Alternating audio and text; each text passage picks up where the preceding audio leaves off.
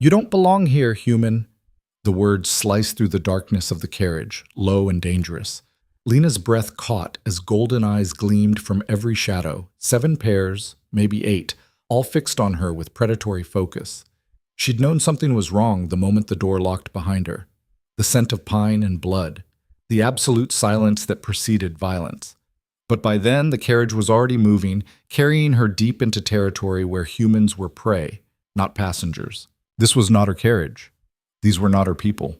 And she had just made the worst mistake of her life. Stay with me until the end to see how one wrong turn changes everything.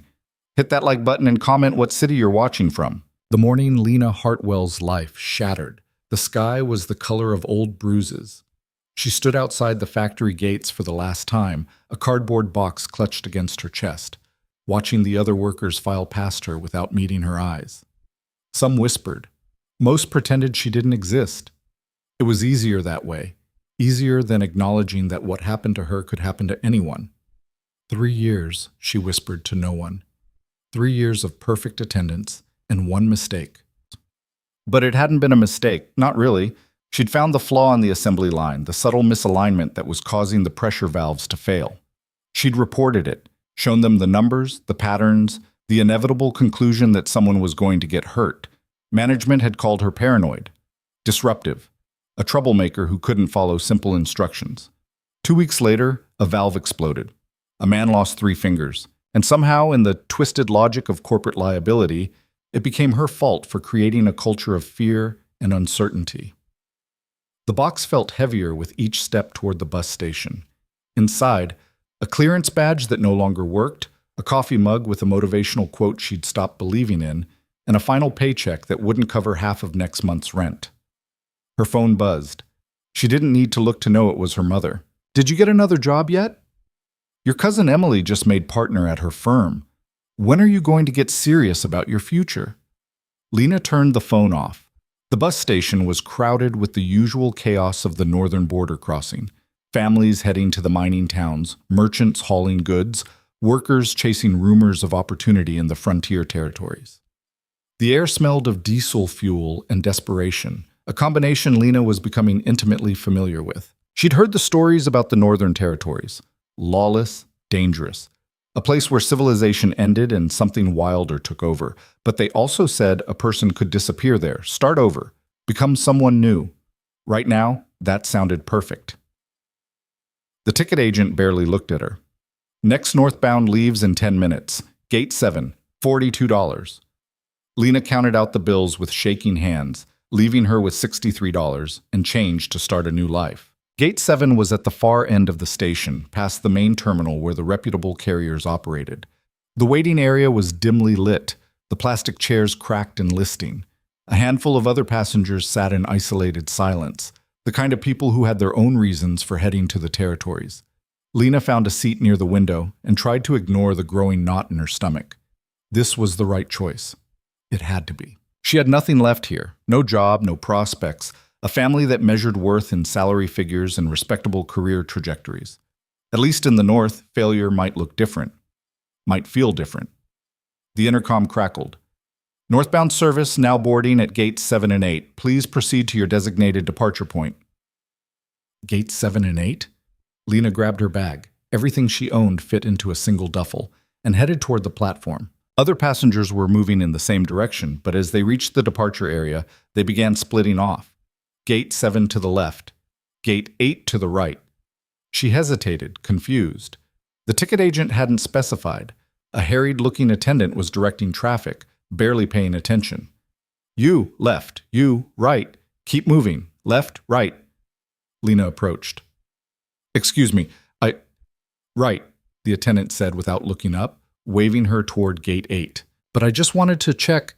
"Right. Move along." The crowd pushed her forward. She caught a glimpse of the carriage at Gate 8, sleek, expensive-looking, nothing like the converted cargo transport she'd expected. For a moment, she wondered if she'd somehow gotten an upgrade by mistake. The steps into the carriage were steep. Lena climbed aboard, her duffel bag banging against her legs. Inside, the lighting was low, almost intimate. The seats were upholstered in dark leather, and the air had a strange quality, cool and sharp, like standing in a forest at midnight. She was the last to board. As she stepped inside, the door sealed behind her with a definitive click that sounded nothing like a normal latch. It sounded like a lock. The other passengers were already seated, and as Lena's eyes adjusted to the dim lighting, she felt the first prickle of real fear. They were all watching her. Not with the casual curiosity of strangers sharing a journey, not with the polite disinterest of commuters. They watched her the way wolves watched a rabbit that had wandered into the wrong clearing. There were 7 of them, all tall, all powerfully built, with a predatory stillness that made Lena's instincts scream. Their eyes caught the light strangely, reflecting it back with an amber glow that had nothing to do with the overhead lamps. Lena managed, her voice barely audible. I think I might be on the wrong... Sit down. The voice came from the back of the carriage, deep and commanding. A woman, older than the others, with silver streaking through her dark hair. We're already moving. Lena felt the lurch of acceleration. Through the window, the station was already sliding past, faster than any bus she'd ever been on. I just need to... She moved toward the door, but the man nearest to it shifted slightly, blocking her path without seeming to move at all. His nostrils flared, and something like disgust crossed his features. She's human, he said, the word carrying a weight Lena didn't understand. Obviously, another voice drawled. A younger woman, beautiful in a sharp-edged way, leaned forward with interest. The question is, what's a human doing on a Varen pack transport? Pack. The word settled over Lena like ice water. Pack. Not family, not group. Pack.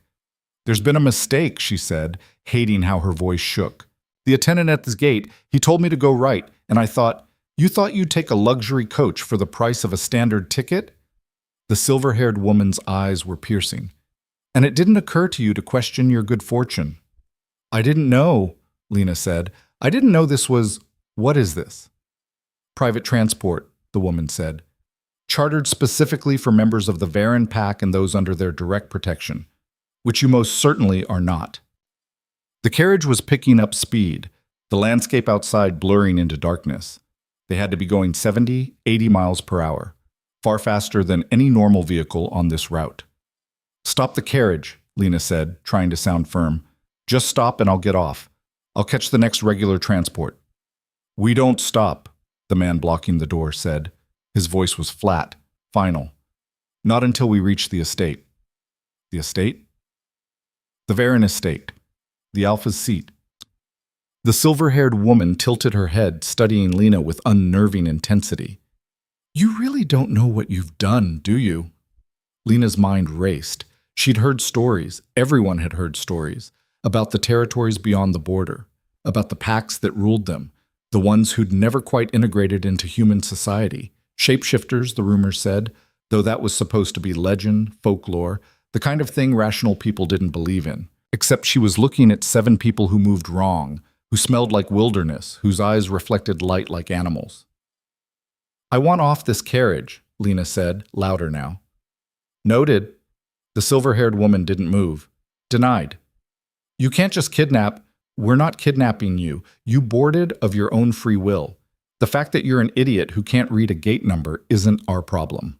I told you, the attendant said. The attendant at gate 7 and 8 directs pack members to 8 and humans to 7, the young woman interrupted. It's not our fault you didn't listen. Lena's chest tightened. She thought back to the harried attendant, waving people left and right without looking at them. Had he even seen her? Or had she just walked past while he was distracted, assumed she was supposed to go right, because that's where the nicer carriage was? This is insane, she whispered. This is the border territories, the silver-haired woman said. Insane is relative. The carriage hurtled through the night. Outside, the landscape had changed from urban sprawl to scattered towns to something wilder. Forests pressed close to the road, dense and dark. No streetlights, no houses, just endless trees and the occasional glimpse of mountains in the distance. Lena sank into the nearest seat, her legs suddenly unwilling to hold her weight. Around her, the pack members had lost interest, returning to their own conversations in low voices. But she could still feel them aware of her, tracking her movement, her breathing, her rising panic. How long? She asked. Until we reach this estate? 4 hours, the silver-haired woman said. Maybe 5. Depends on the roads. 4 hours trapped in a sealed carriage with 7 predators. Lena closed her eyes, fighting down hysteria. This morning, she'd been fired. This afternoon, she'd bought a ticket north. Tonight, she was being delivered to something called an alpha in a territory she didn't understand. What happens when we arrive? Her voice was steadier than she felt. The silver-haired woman regarded her for a long moment. That depends on the alpha, and on you. On me? Whether you're smart enough to keep your mouth shut and your eyes down. Whether you understand that you're in a world with different rules now. The woman's expression softened slightly. Not kindness exactly, but something that might have been pity. The Varian pack has no use for humans. If you're lucky, they'll put you back on a transport tomorrow and forget you existed. If you're not... She didn't finish the sentence. She didn't have to. Lena turned toward the window, watching the darkness rush past. Behind her, she heard fragments of conversation in a language she didn't recognize. Harsh consonants, fluid vowels, something ancient and utterly foreign. She'd wanted to disappear, to start over, to escape the life that had labeled her a failure. Careful what you wish for, she thought bitterly.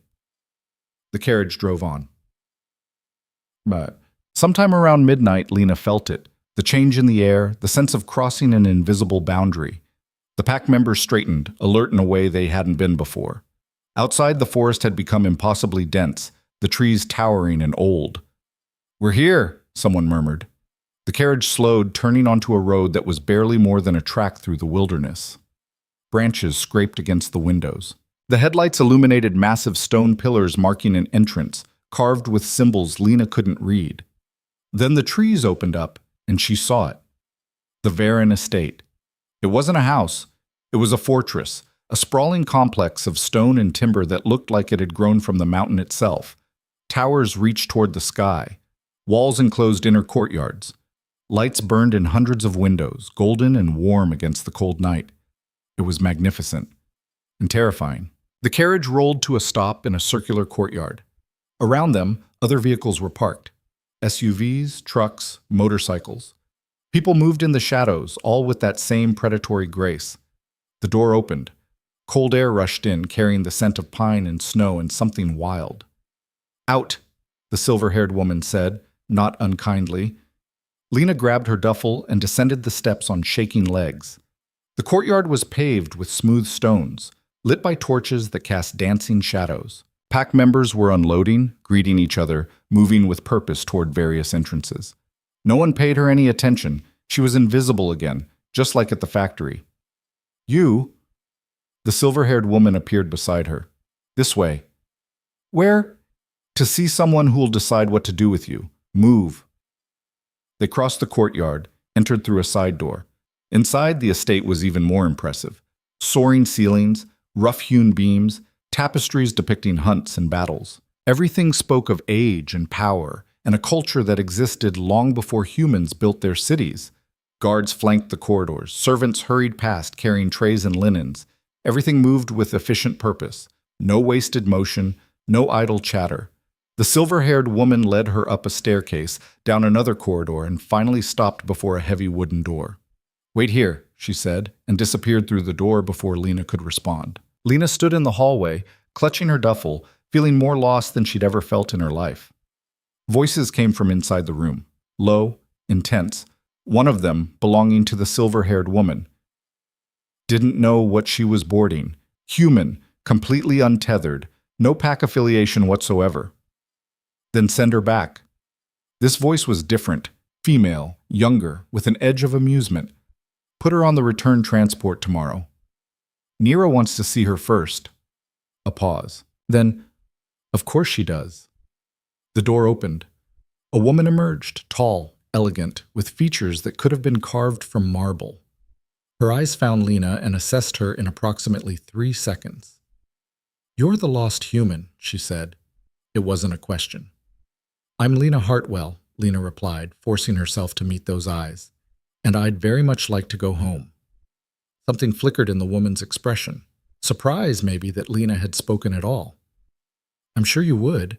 Unfortunately, home is a considerable distance from here, and it's the middle of the night. You'll stay until morning. I don't want to impose. You already have." The woman's tone was crisp. The question now is what we do about it. Come. She turned and walked down the corridor, clearly expecting Lena to follow. After a moment's hesitation, Lena did. They descended to a lower level, the stone walls here ancient and thick. The woman, Lena still didn't know her name, moved with absolute confidence, navigating the warren of corridors without hesitation. "Where are we going?" Lena asked. "Guest quarters, such as they are." The woman glanced back. "We don't typically have human visitors. The accommodations may be rustic." They stopped before another door. The woman pushed it open, revealing a small room with a narrow bed, a chest of drawers, and a window looking out onto the forest. Simple, but clean. "Bathroom is down the hall. Stay in this wing. Don't wander." The woman paused. "What did you say your name was?" "Lena. Lena Hartwell." "Well, Lena Hartwell, try not to get yourself killed before morning. The estate can be dangerous for those who don't know their way." She turned to leave, then stopped. "I'm Thea, by the way. Kael's beta." "Kael?" Thea's smile was sharp. "The alpha. The man whose territory you've wandered into. Sleep well, little human." She left, the door closing with a soft click. Lena stood alone in the strange room, her duffel still clutched against her chest. Through the window, she could see the forest stretching endlessly, dark and deep and utterly foreign. This morning, she'd been fired from a factory job. Tonight, she was a prisoner in a wolf pack's fortress. She sat on the edge of the bed and tried very hard not to cry. Sleep didn't come. How could it? Every sound made her flinch. Footsteps in the corridor, voices from other rooms, the howl of something in the distant forest that might have been wind, but probably wasn't. Around 3 in the morning, Lena gave up and went to the window. The moon was high, nearly full, painting the forest in silver. From this vantage point, she could see the true scope of the estate. It was enormous, spreading across the mountainside like a small city. Light still burned in many windows. Whatever these people were, they didn't keep human hours. A knock at the door nearly made her jump out of her skin. "Yes?" Her voice cracked. The door opened. A young woman entered carrying a tray. "Thought you might be hungry," she said. "Humans usually are." The tray held bread, cheese, fruit, and a pot of tea that smelled like herbs and honey. Lena's stomach clenched. She hadn't eaten since morning. "Thank you," she managed. The girl set the tray on the chest of drawers. She was younger than Lena, maybe 19 or 20, with the same predatory grace as the others, but something softer in her face. "I'm Mira. I work in the kitchens." "Lena." "I know. Everyone knows." Mira grinned.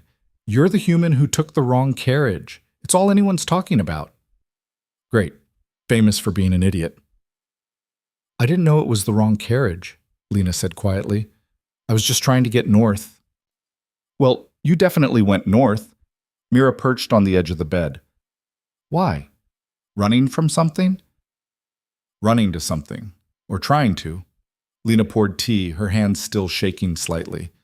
"I thought maybe the territories would be different, that I could start over." "Start over as what?" Good question. Lena had no idea.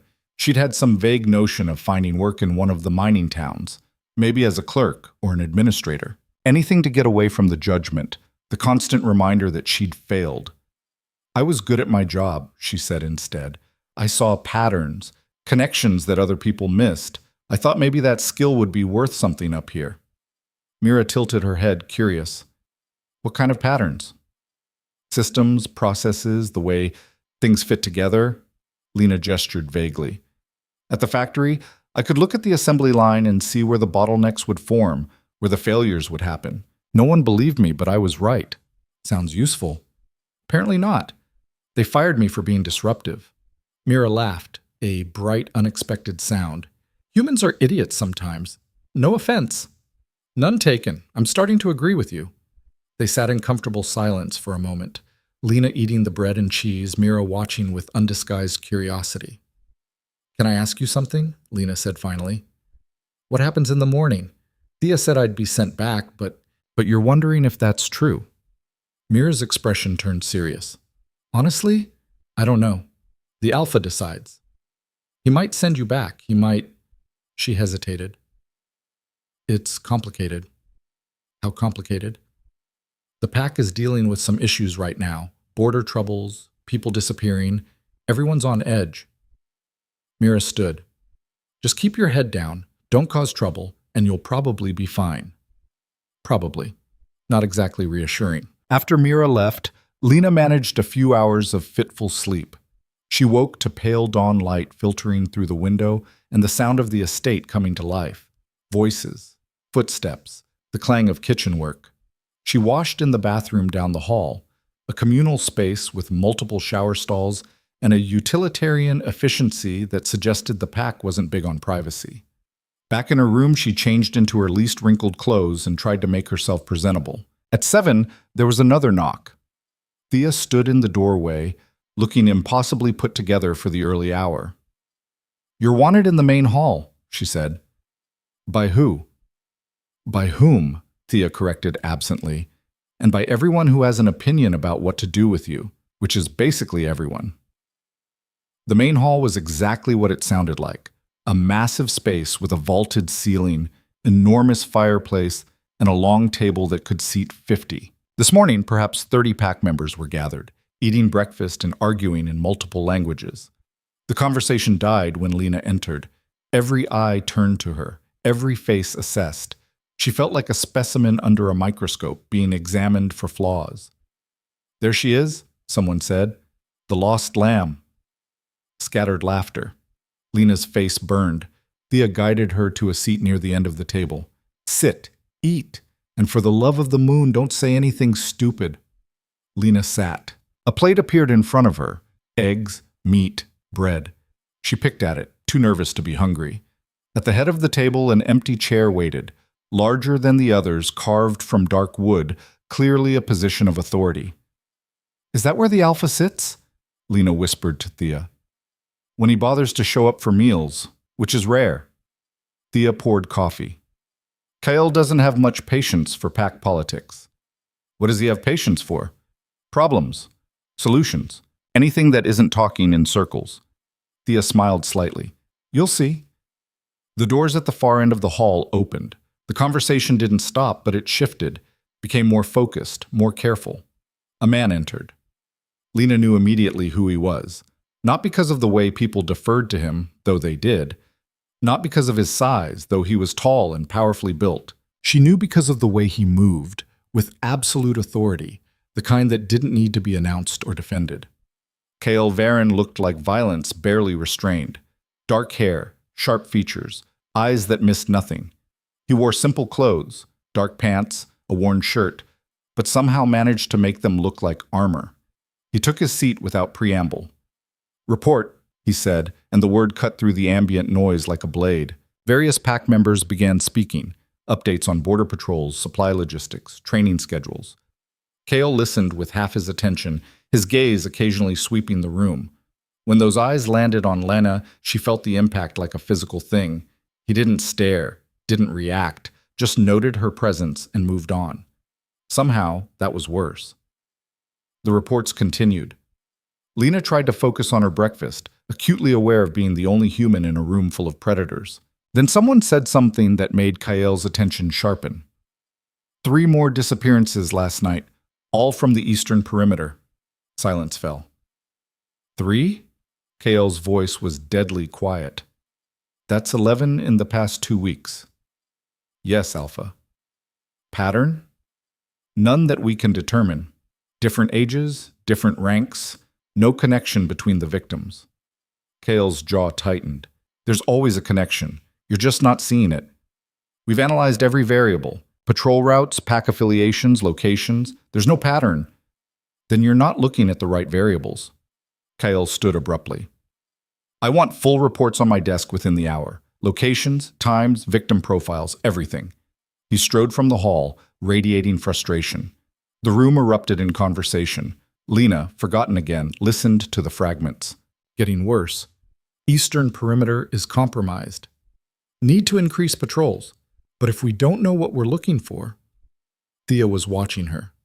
What are you thinking, human? Lena blinked. What? You've got that look, the one people get when they're putting pieces together. Thea leaned closer. So what are you thinking? Lena hesitated. They said there's no pattern, but there's always a pattern. Your people just might not recognize it because you're too close to it, and you would recognize it. Maybe. I don't know. I'd have to see the data. Lena shook her head. But it's not my business. Thea stood. Come with me. Where? To see the alpha. If you think you can see a pattern where 30 pack members can't, you're going to get the chance to prove it. Lena's stomach dropped. That's not what I meant. But Thea was already walking away, clearly expecting Lena to follow.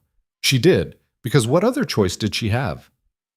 They climbed stairs, traversed corridors, finally stopped outside a heavy door marked only with a symbol Lena didn't recognize. Thea knocked once. It's Thea. I have the human with me. A pause, then, come. The office beyond was austere. A desk, chairs, bookshelves lined with leather-bound volumes and maps. Cale stood at the window, his back to them, looking out at the forest. The human has something to say, Thea announced. Kyle turned, those eyes, silver gray and utterly merciless, focused on Lena. Speak, he said. Lena's mind went blank. Everything she'd been thinking evaporated under that gaze. She swallowed. I didn't mean to imply. Thea doesn't waste my time. If she brought you here, you said something worth hearing, so say it again. The command in his voice was absolute. Lena found herself responding before she'd consciously decided to speak. At breakfast, they said there was no pattern to the disappearances, but there's always a pattern. Sometimes it's just not the pattern you're looking for. Explain. I worked quality control at a factory. My job was finding patterns and failures, predicting where problems would occur before they became catastrophic. She was warming to the subject now, the familiar territory of systems and analysis. When people say there's no pattern, what they usually mean is there's no pattern in the variables they're examining. But if you expand the data set, change your parameters, look at different factors, you think you can find what my pack can't. It wasn't quite a question. I think I might see different connections, because I'm not, she hesitated. I'm not pack. I don't have your assumptions, your blind spots. Cale studied her for a long moment. Lena forced herself to hold that gaze, even though every instinct screamed at her to look away, to submit, to make herself small.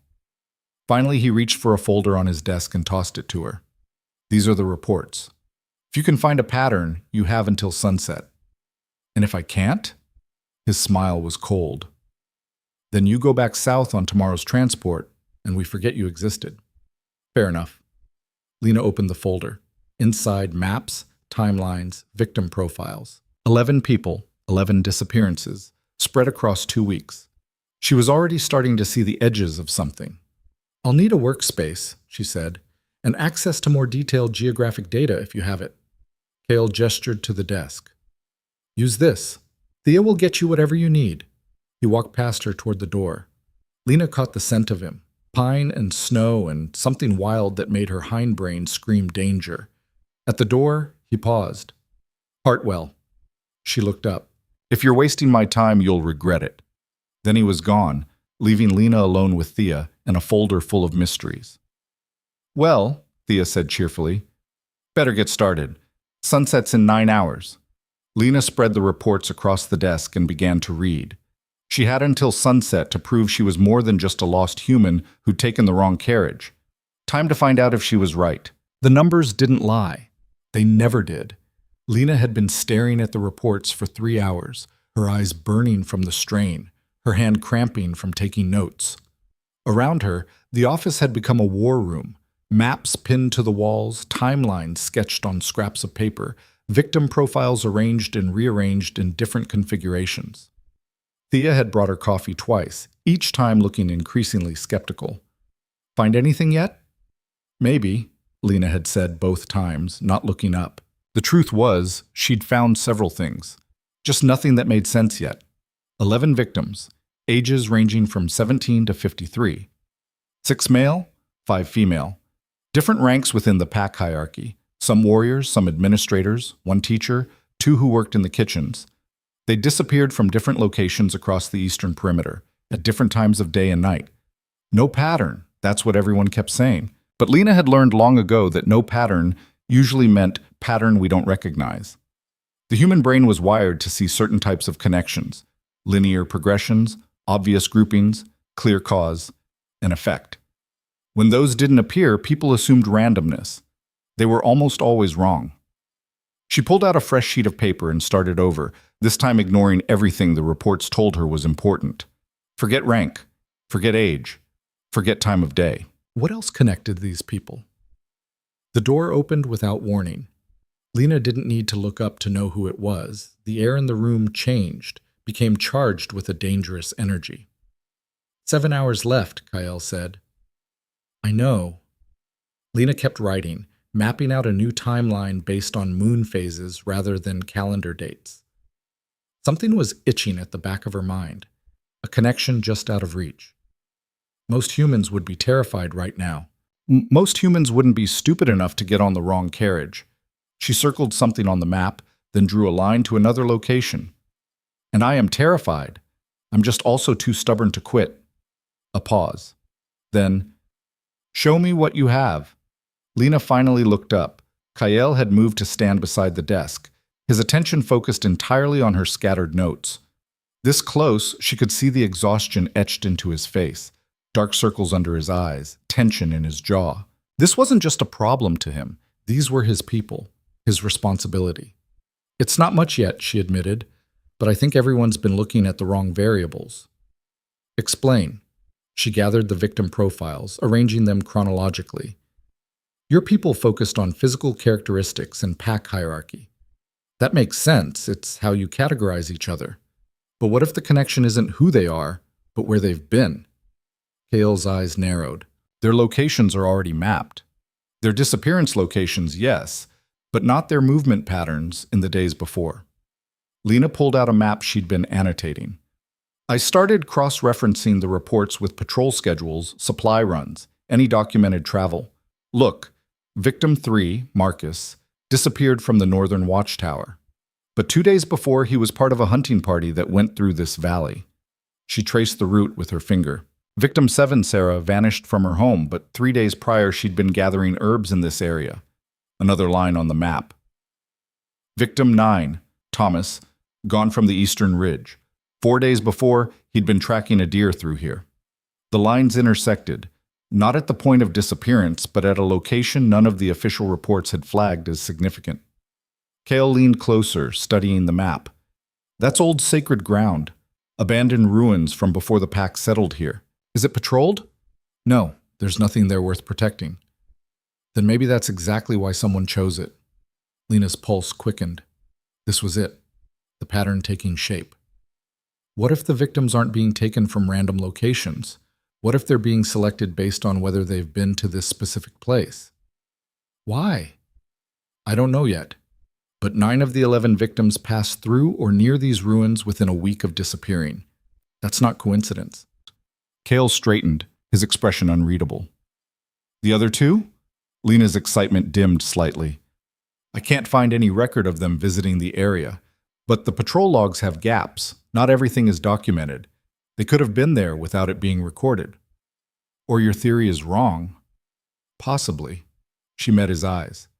But it's more than anyone else has found. He was silent for a long moment, weighing her words against his own knowledge. Outside, the sun had started its descent toward the horizon. 4 hours until sunset. Come with me, Cale said abruptly. Where? To see if you're right. He was already moving toward the door. Lena scrambled to follow, grabbing her notes. They descended through the estate, Kyle's stride long and purposeful. Pack members saw him coming and moved aside without being asked. He radiated authority like heat, and everyone responded to it. In the courtyard, he headed for a black SUV. Get in. Lena climbed into the passenger seat, her heart pounding. Through the windshield, she could see pack members watching, some curious, most hostile. The human girl, going somewhere alone with the alpha. This wouldn't improve her popularity. Cale started the engine and drove fast, the vehicle eating up the rough roads with ease. They left the estate behind, plunging into the forest. The trees here were ancient, their canopies so dense that twilight came early. If you're wasting my time, Kyle said quietly, you're not going back south. You're not going anywhere. Lena's mouth went dry. Understood. I don't think you do. He took a sharp turn, the SUV barely slowing. 11 of my pack are gone. 11 people I'm responsible for protecting. Every hour I spend chasing false leads is an hour someone else could disappear. I'm not wrong. You'd better not be. They drove in tense silence. After 20 minutes, the road deteriorated into little more than a track. Cale navigated it like he'd driven it 1,000 times, which he probably had. Then the trees opened up, and Lena saw the ruins. They weren't much. Crumbling stone foundations, the remains of what might have been a temple or gathering place. Columns lay broken on the ground, covered in moss and vines. Everything spoke of age, of a time before the current pack, maybe before any pack. Cale stopped the vehicle and got out. Lena followed, her skin prickling with unease.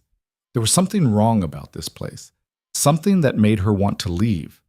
Sacred ground, Cale said, scanning the area. Built by the old ones, the first shifters in this territory. When my pack settled here 80 years ago, this was already abandoned. Why? No one knows. The old ones left no records. He moved through the ruins with careful precision, examining the ground, the stones, everything. Or if they did, they were lost long ago. Lena walked the perimeter, trying to see what her map couldn't show her. The ruins formed a rough circle, maybe 100 feet in diameter. At the center, the stone was different, darker, smoother, like it had been worn by centuries of touch. Cale. Her voice was barely a whisper. Look at this. He was beside her in seconds. Lena pointed at the central stone. In the fading light, she could just make out marks on the surface, symbols carved deep into the rock. I can't read the old language, Cale said, crouching down. But I know someone who can. He pulled out his phone, took several photos, then made a call. The conversation was brief, conducted in that same harsh language Lena had heard on the carriage. When he hung up, his expression was grim. My sister will meet us back at the estate. If these symbols mean what she thinks they might, we have a bigger problem than disappearances. What kind of problem? The kind that starts wars. They drove back in silence, but it was different now, less hostile, more thoughtful. Lena could feel Cale processing, reassessing. She'd proven she could see patterns. Now she had to prove she could help solve them. The estate was alive with activity when they returned. Word had spread that the Alpha had taken the human to the sacred ruins. People wanted answers. Thea intercepted them at the entrance. Half the pack is demanding to know what's going on. The other half thinks you've lost your mind, trusting a human. Let them think what they want, Cale said. Where's Naira? Library. Waiting for you. They climbed more stairs, went deeper into the estate. The library was a vast room lined floor to ceiling with books, scrolls, and artifacts. A woman stood at the central table, studying something through a magnifying glass. She looked up as they entered, and Lena's breath caught. If Cale was dangerous, his sister was lethal. Naira had the same sharp features, the same silver-gray eyes, but where Cale's presence was solid and commanding, hers was fluid and unpredictable. She smiled when she saw Lena, but it didn't reach her eyes. So this is the human everyone's talking about, Naira said, the one who sees patterns. Can you read the symbols? Cale asked, handing her the phone. Naira's smile faded as she scrolled through the photos. Her expression shifted from curiosity to concern to something that might have been fear. Where did you take these? The old ruins, eastern perimeter. Cale. Naira set the phone down carefully. These are summoning marks. The room went cold. Summoning what? Cale's voice was dangerously quiet. Something old, something that was bound there centuries ago. Naira moved to a shelf, pulled down a leather-bound journal. The first shifters didn't abandon those ruins. They sealed them. There's a difference. She opened the journal to a page covered in the same symbols from the ruins. Beside them, someone had written translations in faded ink. They bound a spirit, Naira continued. An ancient force that fed on pack energy, on the connections between shifters. It was too powerful to destroy, so they imprisoned it instead, built the temple over the binding site. Lena felt sick. The disappearances. If someone's been taking people to that site, they're feeding it, Naira finished, breaking the seal, one sacrifice at a time. Cale slammed his fist on the table. Who? Who in my pack would do this? I don't know. But whoever it is has been studying the old texts, learning the rituals. Nira's eyes were haunted. Kael, if the seal breaks completely, if that thing gets free, it won't. His voice was absolute. We stop it. Now. It's not that simple. The ritual has stages. Once begun, it can only be interrupted at specific points. She consulted the journal again. Based on these symbols, they're close to completion. Maybe 1 or 2 more sacrifices. Then we guard the ruins. No one gets close. That won't work, Lena said quietly. Both siblings turned to look at her. She'd been so quiet they'd almost forgotten she was there. Why not? Kael demanded. Because you don't know who you're guarding against. It could be anyone in the pack. Lena's mind was racing, fitting pieces together. Whoever's doing this has been careful. They've taken people from different locations, different times, different ranks. They've made it look random. They're smart enough to avoid patrols, to cover their tracks. Your point? My point is, they're already 3 steps ahead of you. If you just post guards, they'll find another way. You need to think like them, anticipate their next move. Naira laughed, sharp and bitter. And you can do that? Think like a shifter who's trying to unleash an ancient evil? No, Lena admitted, but I can think like someone solving a complex problem, and that's what this is to them, a problem with specific parameters and required steps. She moved to the table, studying the journal. You said the ritual has stages. What are they? Nira hesitated, then pointed to different sections of text. First, the awakening. Small offerings of blood on the binding stones. Second, the feeding. Larger sacrifices, specifically shifters who've been marked by proximity to the site. Third, the breaking. A final sacrifice at the moment of greatest power, the full moon, to shatter the seal completely. Lena checked the calendar on her phone. Her stomach dropped. The full moon is in 3 days. Which gives us 72 hours to find who's doing this and stop them, Kael said. Or to set a trap, Lena countered. They both looked at her. Think about it. They need 1 more sacrifice before the full moon. Maybe 2, based on the pattern.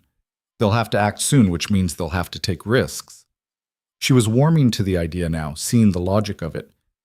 You can't protect everyone, but you can make one person an irresistible target. Bait, Nira said slowly. You want to use someone as bait. Not just someone. Me. The word hung in the air like a challenge. Kael's expression was incredulous. You're volunteering to be sacrificed? I'm volunteering to be the trap. I'm human, which makes me vulnerable. I've been to the ruins now, so I fit the victim profile. And I'm already isolated. Half your pack hates me just for being here. Lena met his eyes. Whoever's doing this will see me as an easy target, a way to complete the ritual without taking another pack member. Absolutely not, Kael said flatly. Why?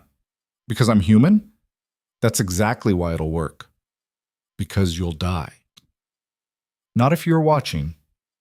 Not if we plan this right. She could see the resistance in his face, but she pressed on. You said yourself, every hour wasted is an hour someone else could disappear. This way, we control when and where they strike.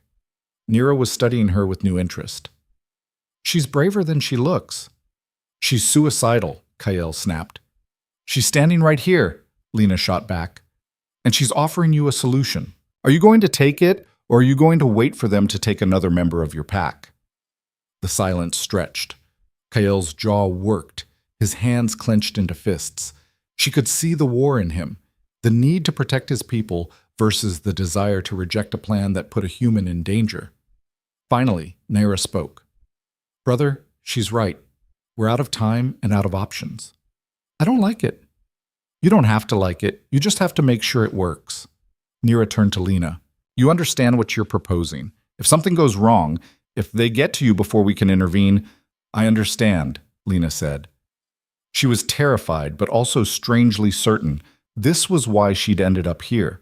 Not by mistake, not by accident, but because she was supposed to see the pattern, supposed to help solve it, even if it killed her. Kael ran a hand through his hair, frustration radiating from every line of his body. Fine, but we do this my way.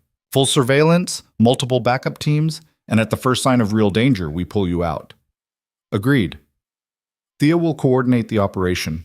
Naira, I need you to research those symbols more, find out if there are any weaknesses we can exploit.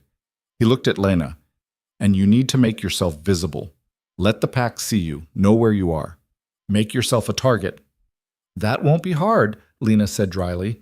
I'm already the most unpopular person here. Nira's smile was sharp. Then let's make you even more unpopular. Over the next 2 days, Lena became the estate's most visible outsider. She ate in the main hall, walked the grounds, asked questions, made herself impossible to ignore. The pack's hostility grew with every passing hour. She doesn't belong here. Human trash. Why is the Alpha protecting her? The whispers followed her everywhere. Twice, younger pack members accidentally shouldered into her hard enough to knock her down. Lena picked herself up, ignored the laughter, and kept going. Thea walked with her sometimes, a silent guardian. You don't have to endure this, she said once. Yes, I do, Lena replied.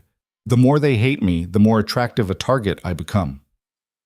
At night, Kael would brief her on the security measures. Trackers sewn into her clothes. Surveillance drones monitoring the perimeter. Teams positioned at strategic points around the ruins. We'll see them coming, he assured her. But Lena could see the doubt in his eyes. Whoever was behind this had evaded detection for weeks. They were clever, patient, and absolutely ruthless. On the second night, Lena couldn't sleep. She walked the halls of the estate, mapping its layout in her mind. Somewhere in this place was the person orchestrating the disappearances. Someone who ate at the same table, slept under the same roof, pretended to mourn the missing.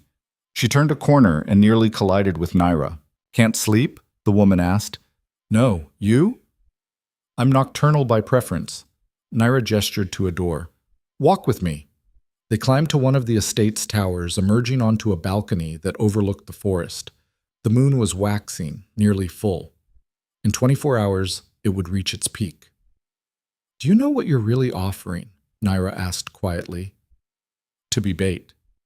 To potentially die for a pack that despises you. For people who would watch you bleed and call it justice. Naira leaned against the railing. Why? What do you gain from this? Lena considered the question. A chance to prove I'm not worthless. To show that seeing patterns, solving problems, that it matters. That I matter.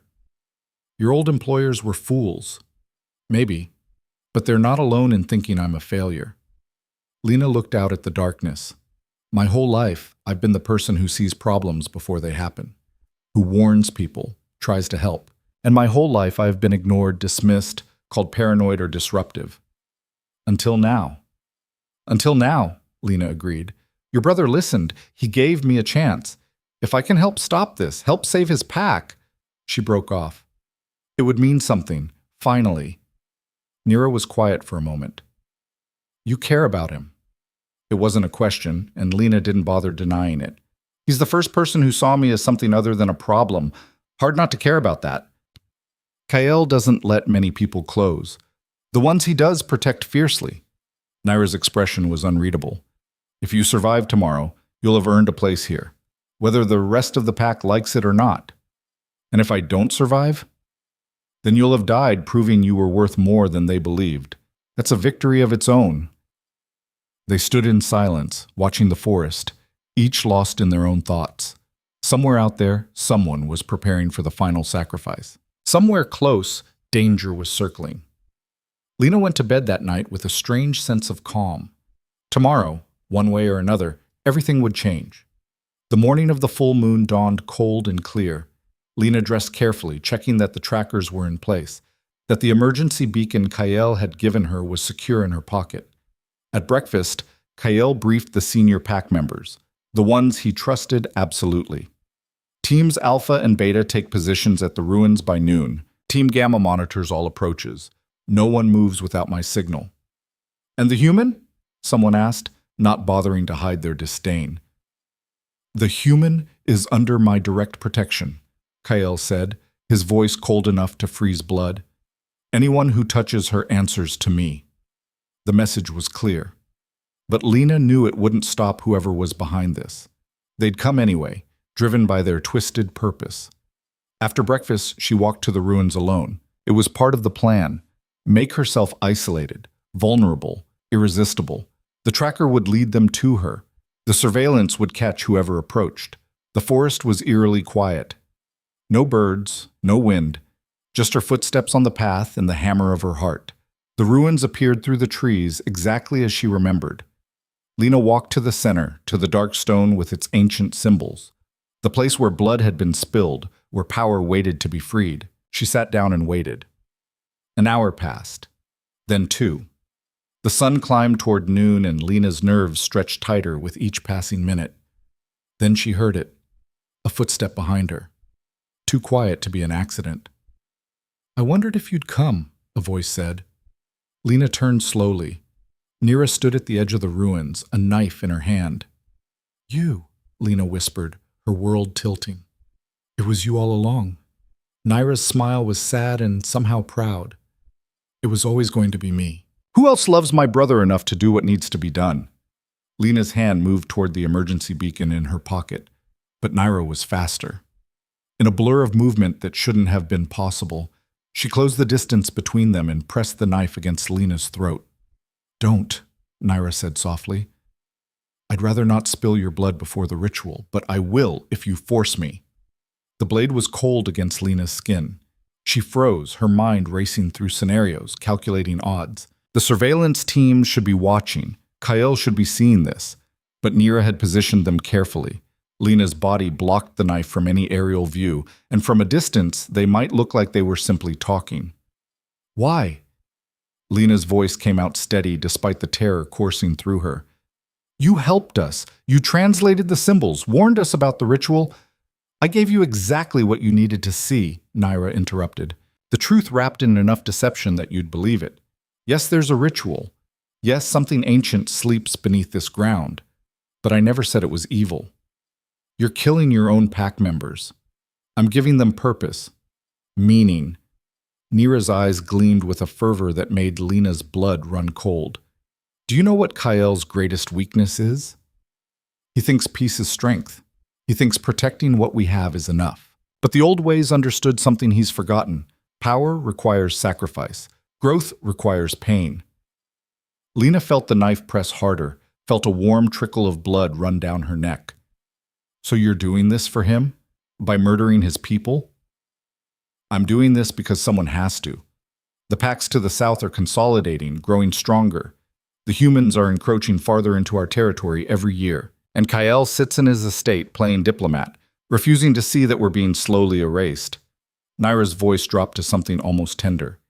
"He needs to be pushed, needs to remember what it means to truly lead, to be ruthless when ruthlessness is required. By unleashing something that could destroy everything? By awakening something that will force him to fight. To become the alpha our pack needs, not the one he wants to be." Nira shifted her grip, and Lena felt rope being wrapped around her wrists. "When this is over, when he's been tempered by true crisis, he'll understand. He'll thank me." "He'll kill you." Nira's laugh was bitter. "Perhaps, but he'll survive, and he'll be stronger for it." The rope bit into Lena's skin as Nira secured her hands behind her back. Lena's mind screamed at her to fight, to run, but the knife was still there, and Nira moved with the preternatural speed and strength of her kind. Any resistance would end with Lena's throat opened before she could take a single step. "Where are the others?" Lena asked, desperate to buy time. The surveillance teams had to have noticed something was wrong by now. "The people you took, are they still alive?" "Some. The ritual requires them alive until the final moment." Nira pulled Lena to her feet, the knife never wavering. "You'll see them soon enough." She guided Lena toward the center of the ruins, to the dark stone carved with ancient symbols. As they walked, Lena noticed something she'd missed before. Subtle marks in the dirt, patterns that formed larger symbols when viewed from above. This entire site was a massive working, layers upon layers of ritual preparation. "The surveillance," Lena said. "Kyle is watching. He'll come for me." "Will he? Or will he see his sister talking to the bait and assume everything is going according to plan?" Nira smiled. "I volunteered to make the final check of the site. He thinks I'm here to ensure your safety. By the time he realizes the truth, it will be far too late." She pressed her hand against the central stone, and Lena heard a grinding sound, stone moving against stone. A section of the ground shifted, revealing steps leading down into darkness. "No," Lena breathed, understanding flooding through her. "The ruins aren't the ritual site, they're the entrance." "Very good. You do see patterns." Naira pushed her toward the stairs. "The old ones built their most sacred spaces underground, where the earth's power runs strongest. This is where the true binding was made, and where it will be broken." The knife at her back left Lena no choice. She descended into the darkness, each step taking her farther from help, deeper into whatever nightmare Naira had prepared. The stairs went down 30 feet, maybe 40, before opening into a vast underground chamber. Torches burned in sconces along the walls, their light revealing a space that stole Lena's breath. It was a temple, perfectly preserved, untouched by the centuries. Pillars carved with intricate symbols supported a vaulted ceiling. The floor was inlaid with precious metals forming patterns that hurt to look at directly, as if they existed in more dimensions than Lena's eyes could process. And chained to the pillars were the missing pack members. 7 of them, unconscious or too weak to move, secured with silver chains that burned angry welts into their skin. Their faces were gaunt, bodies thin. However long they'd been here, they'd been slowly starved, drained. "What have you done?" Lena whispered. "Prepared them. Their suffering opens the pathways. Their pain feeds the awakening." Naira dragged Lena to the 8th pillar and began securing her with similar chains. The silver burned, even though Lena was human, some property of the metal or the ritual making it reactive to any living flesh. "Kyle will stop you," Lena said through gritted teeth. "Kyle doesn't know where we are. Even if he finds the entrance, breaking through my wards will take hours. By then the moon will be full, the ritual complete, and my brother will face a choice: retreat and admit weakness, or fight and become the alpha this pack needs." The chains secured, Nira stepped back to examine her work. "You know, I almost didn't take you. You're human, not ideal for the ritual. But then I realized you were perfect. The girl my brother chose to trust over his own pack. The outsider he brought into our world. Your sacrifice will hurt him most of all, and that pain will transform him." "You're insane." "I'm committed. There's a difference." Nira moved to the center of the chamber, where the floor patterns converged into a complex mandala. She pulled a silver bowl from a hidden alcove, filled it with liquid that smelled of copper and herbs. The old ones understood that power has a price, that civilization makes us weak. Kyle has forgotten this, but he'll remember. I'll make sure of it. Lena tested the chains, but they held fast. Around her, the other captives stirred. One, a young man she recognized from the estate kitchens, raised his head weakly. "Please," he whispered, "please help us." "I'm trying," Lena said, her mind racing. The emergency beacon was still in her pocket, but with her hands chained behind her back, she couldn't reach it. The surveillance couldn't see underground. And Naira was right. Even if Kale found the entrance, it might take too long to break through whatever magical defenses she'd erected. She had to think. Had to find the pattern in this, the weakness she could exploit. Nira began chanting in the old language, her voice echoing off the stone. The symbols on the floor started to glow, a sickly green light that pulsed in rhythm with her words. "The awakening begins at moonrise," Nira said, switching back to English. 3 hours. I suggest you make peace with whatever you believe in." She ascended the stairs, and Lena heard the grinding of stone as the entrance sealed behind her. Trapped.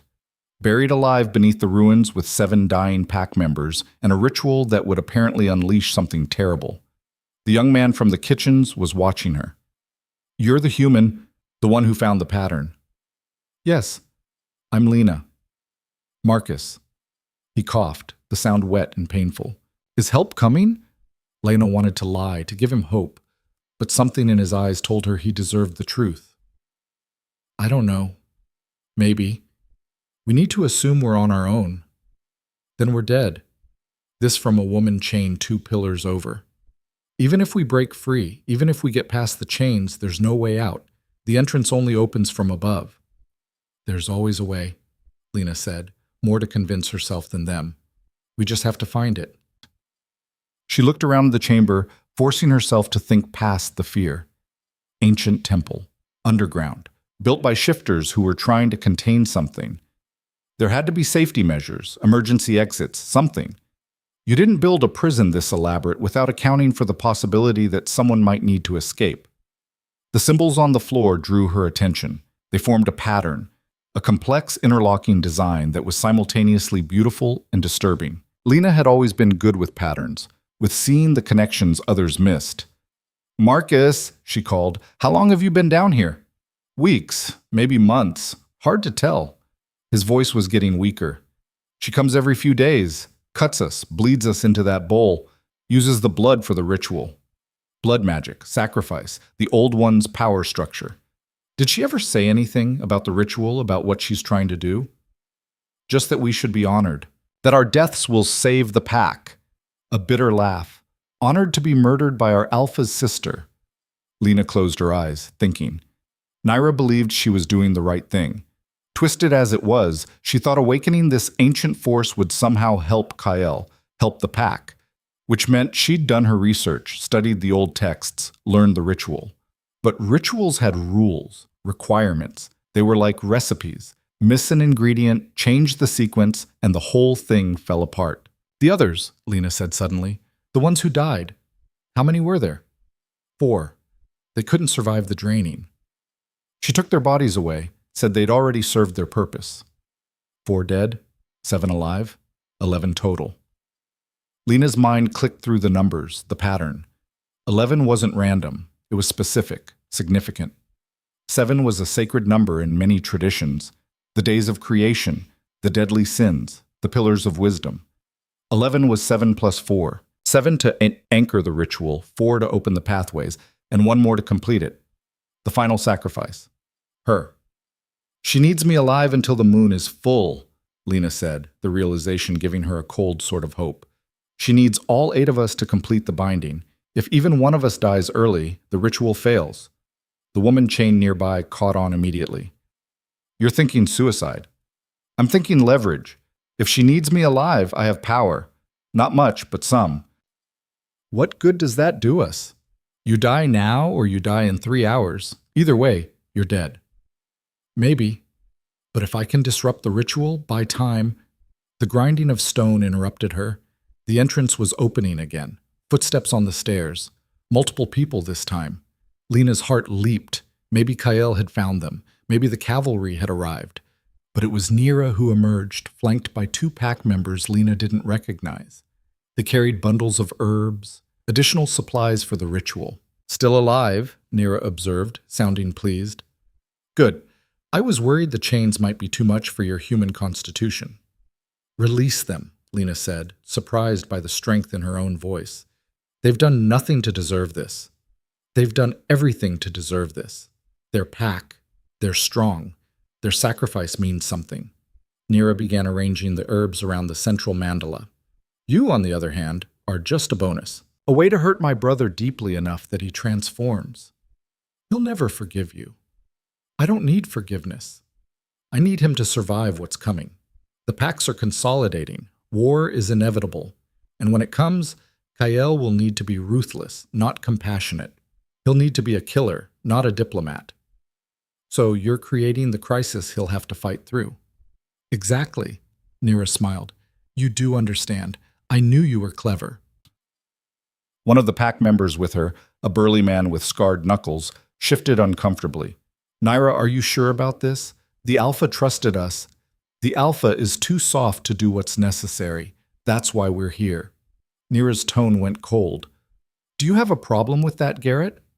Garrett looked at the chained prisoners, at Lena, and something like doubt crossed his face.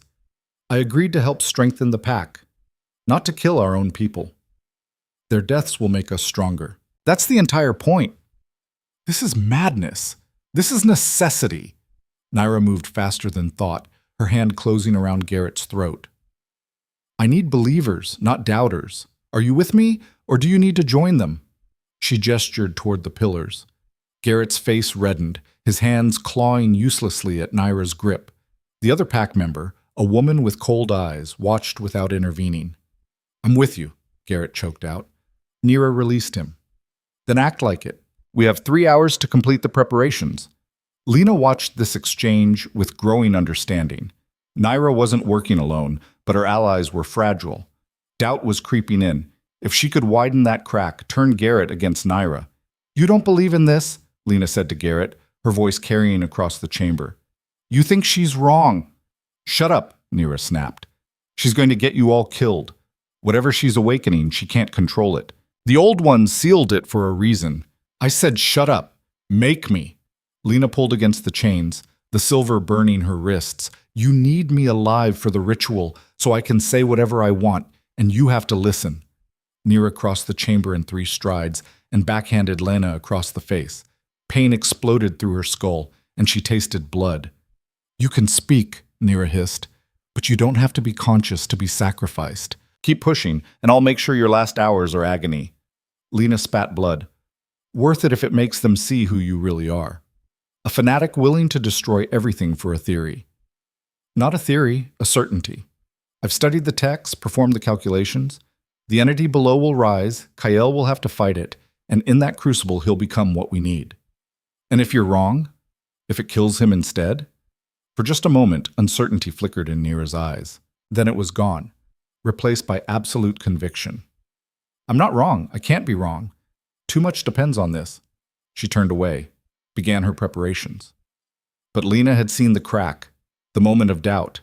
Naira was certain, yes, but her certainty was brittle, built on desperate hope rather than solid ground. The next 2 hours were torture. Lena hung from the chains, her wrists bleeding, her shoulders screaming from the strain. Around her, the other prisoners drifted in and out of consciousness. The chamber grew colder as the ritual hour approached. Naira worked methodically, placing candles, drawing symbols in ash and blood, chanting in the old language. Garrett and the woman, Naira had called her Sienna, assisted reluctantly, their movements stiff with uncertainty. Then, from above, Lena heard it, a distant sound, shouting, the crash of something heavy against stone. Naira heard it too. She froze, listening. "They found the entrance." "Told you," Lena said through cracked lips. "Kael's coming." "Then I'll have to work faster."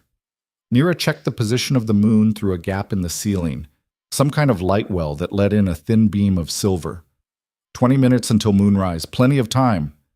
The sounds above grew louder. Kael's voice, roaring commands, the thud of repeated impacts against the sealed entrance.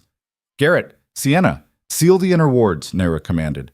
"Don't let them through until the ritual is complete." Garrett didn't move. "Naira, if the Alpha breaks through." "He won't. Not in time. Now do as I say." "No."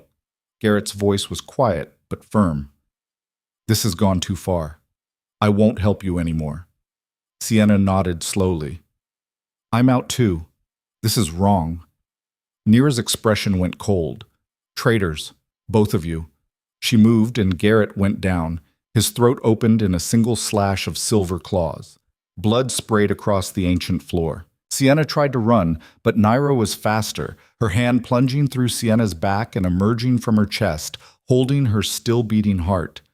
The bodies hit the ground simultaneously. Lena screamed. "Unfortunate," Naira said, examining the blood on her hands. "But I don't need them. I only need you." She dragged Lena from the pillar, the chains clattering. Lena fought, kicked, but Naira's strength was absolute. She was pulled to the center of the mandala, forced to her knees. The impacts above had stopped. In the sudden silence, Kael's voice echoed down. "Naira, I know you're down there. Stop this." "I'm sorry, brother," Naira called back, her voice thick with emotion. "But this is for you, for the pack, for our future." She raised a ceremonial knife, not the one she'd used on Lena earlier, but something ancient, covered in symbols that seemed to writhe in the torchlight. Above, Kael roared. The sound was inhuman, primal, filled with rage and terror. The entrance exploded inward. Kael came through in a form Lena had never seen, half human, half wolf, a nightmare of teeth and claws and fury. He hit the stairs at a dead run, descending in massive leaps. Naira hesitated, just for a second, long enough for Lena to see the love and regret in her eyes. "I'm sorry," she whispered. Then she plunged the knife down. Lena twisted, and the blade meant for her heart struck her shoulder instead. Pain, white-hot and absolute, consumed her. She felt the knife pierce through muscle, scrape bone, and something else. Something in the blade that burned like acid in her veins. Kale reached them, crashed into Naira with the force of a truck. They went sprawling, a tangle of claws and fury. Lena fell backward, the knife still embedded in her shoulder. Blood poured from the wound, pooling on the mandala symbols. The moment it touched the ancient patterns, they flared brilliant white. "No!" Naira screamed. "Wrong blood! It needs to be over the heart. Needs to be the killing blow." But it was too late. The symbols were activated, the ritual triggered improperly. The ground began to shake. Kale shifted back to human form, breathing hard. "What have you done?" "What I had to." Nira's face was anguished. "Brother, please understand." The shaking intensified. Cracks appeared in the floor and the walls. From below, from some unimaginable depth, came a sound like breathing, like something vast waking from a very long sleep. "Get them out!" Kale roared at Thea, who'd come through the entrance with a team. "Get the prisoners and the human out now!" Thea and her team moved instantly, breaking chains, lifting unconscious pack members. Hands grabbed Lena, someone pulled the knife from her shoulder, and she screamed again. "Move!" Thea shouted, carrying Lena toward the stairs. Behind them, the chamber was collapsing. The mandala in the floor cracked open, revealing darkness beneath. That breathing sound grew louder, and with it came a presence, ancient, alien, utterly inhuman. Kale stood between his pack and the opening, his body tense. Nira was beside him, tears streaming down her face. "I'm sorry," she said again. "I thought I could control it. I know." Kale's voice was hard. "But now we deal with what you've unleashed." Something emerged from the crack, not a creature, but a feeling.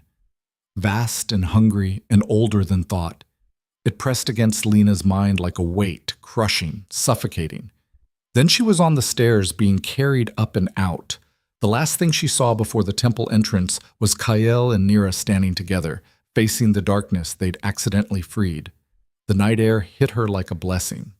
Lena was laid on the ground near the ruins, her shoulder agony, her mind reeling. Around her, rescued pack members were being treated. Thea barked orders, organizing evacuation and defense simultaneously. "The Alpha?" someone asked. "Still inside with Naira." A tremor shook the earth. The ruins collapsed inward, stone falling into the chamber below. Lena tried to sit up, to see what was happening, but hands pushed her down. "Stay still. You're losing blood. Kale, the Alpha can handle himself." But as another tremor hit, as the ground split open and that terrible presence poured out like smoke from a wound, Lena wondered if anyone could handle what they'd awakened. The thing that emerged wasn't a creature. It was wrongness given form, shadow and nightmare, and the spaces between thoughts. It rose from the ruined temple like a pillar of darkness, reaching toward the full moon. And from within that darkness, Lena heard it speak. Not with words, with images, with feelings, with hunger that had waited centuries to be fed. It wanted, needed, demanded. The pack members around her cried out, clutching their heads. The entity was pulling at them, at the bonds that connected them to each other, to their Alpha, trying to feed on those connections, to drain the power that came from being pack. Then Kael erupted from the darkness, Nira in his arms. He was wounded, bleeding from a dozen cuts, but alive. He laid his sister on the ground, she was unconscious but breathing, and turned to face the entity. "Fall back," he commanded. "Everyone to the perimeter." "We can't leave you."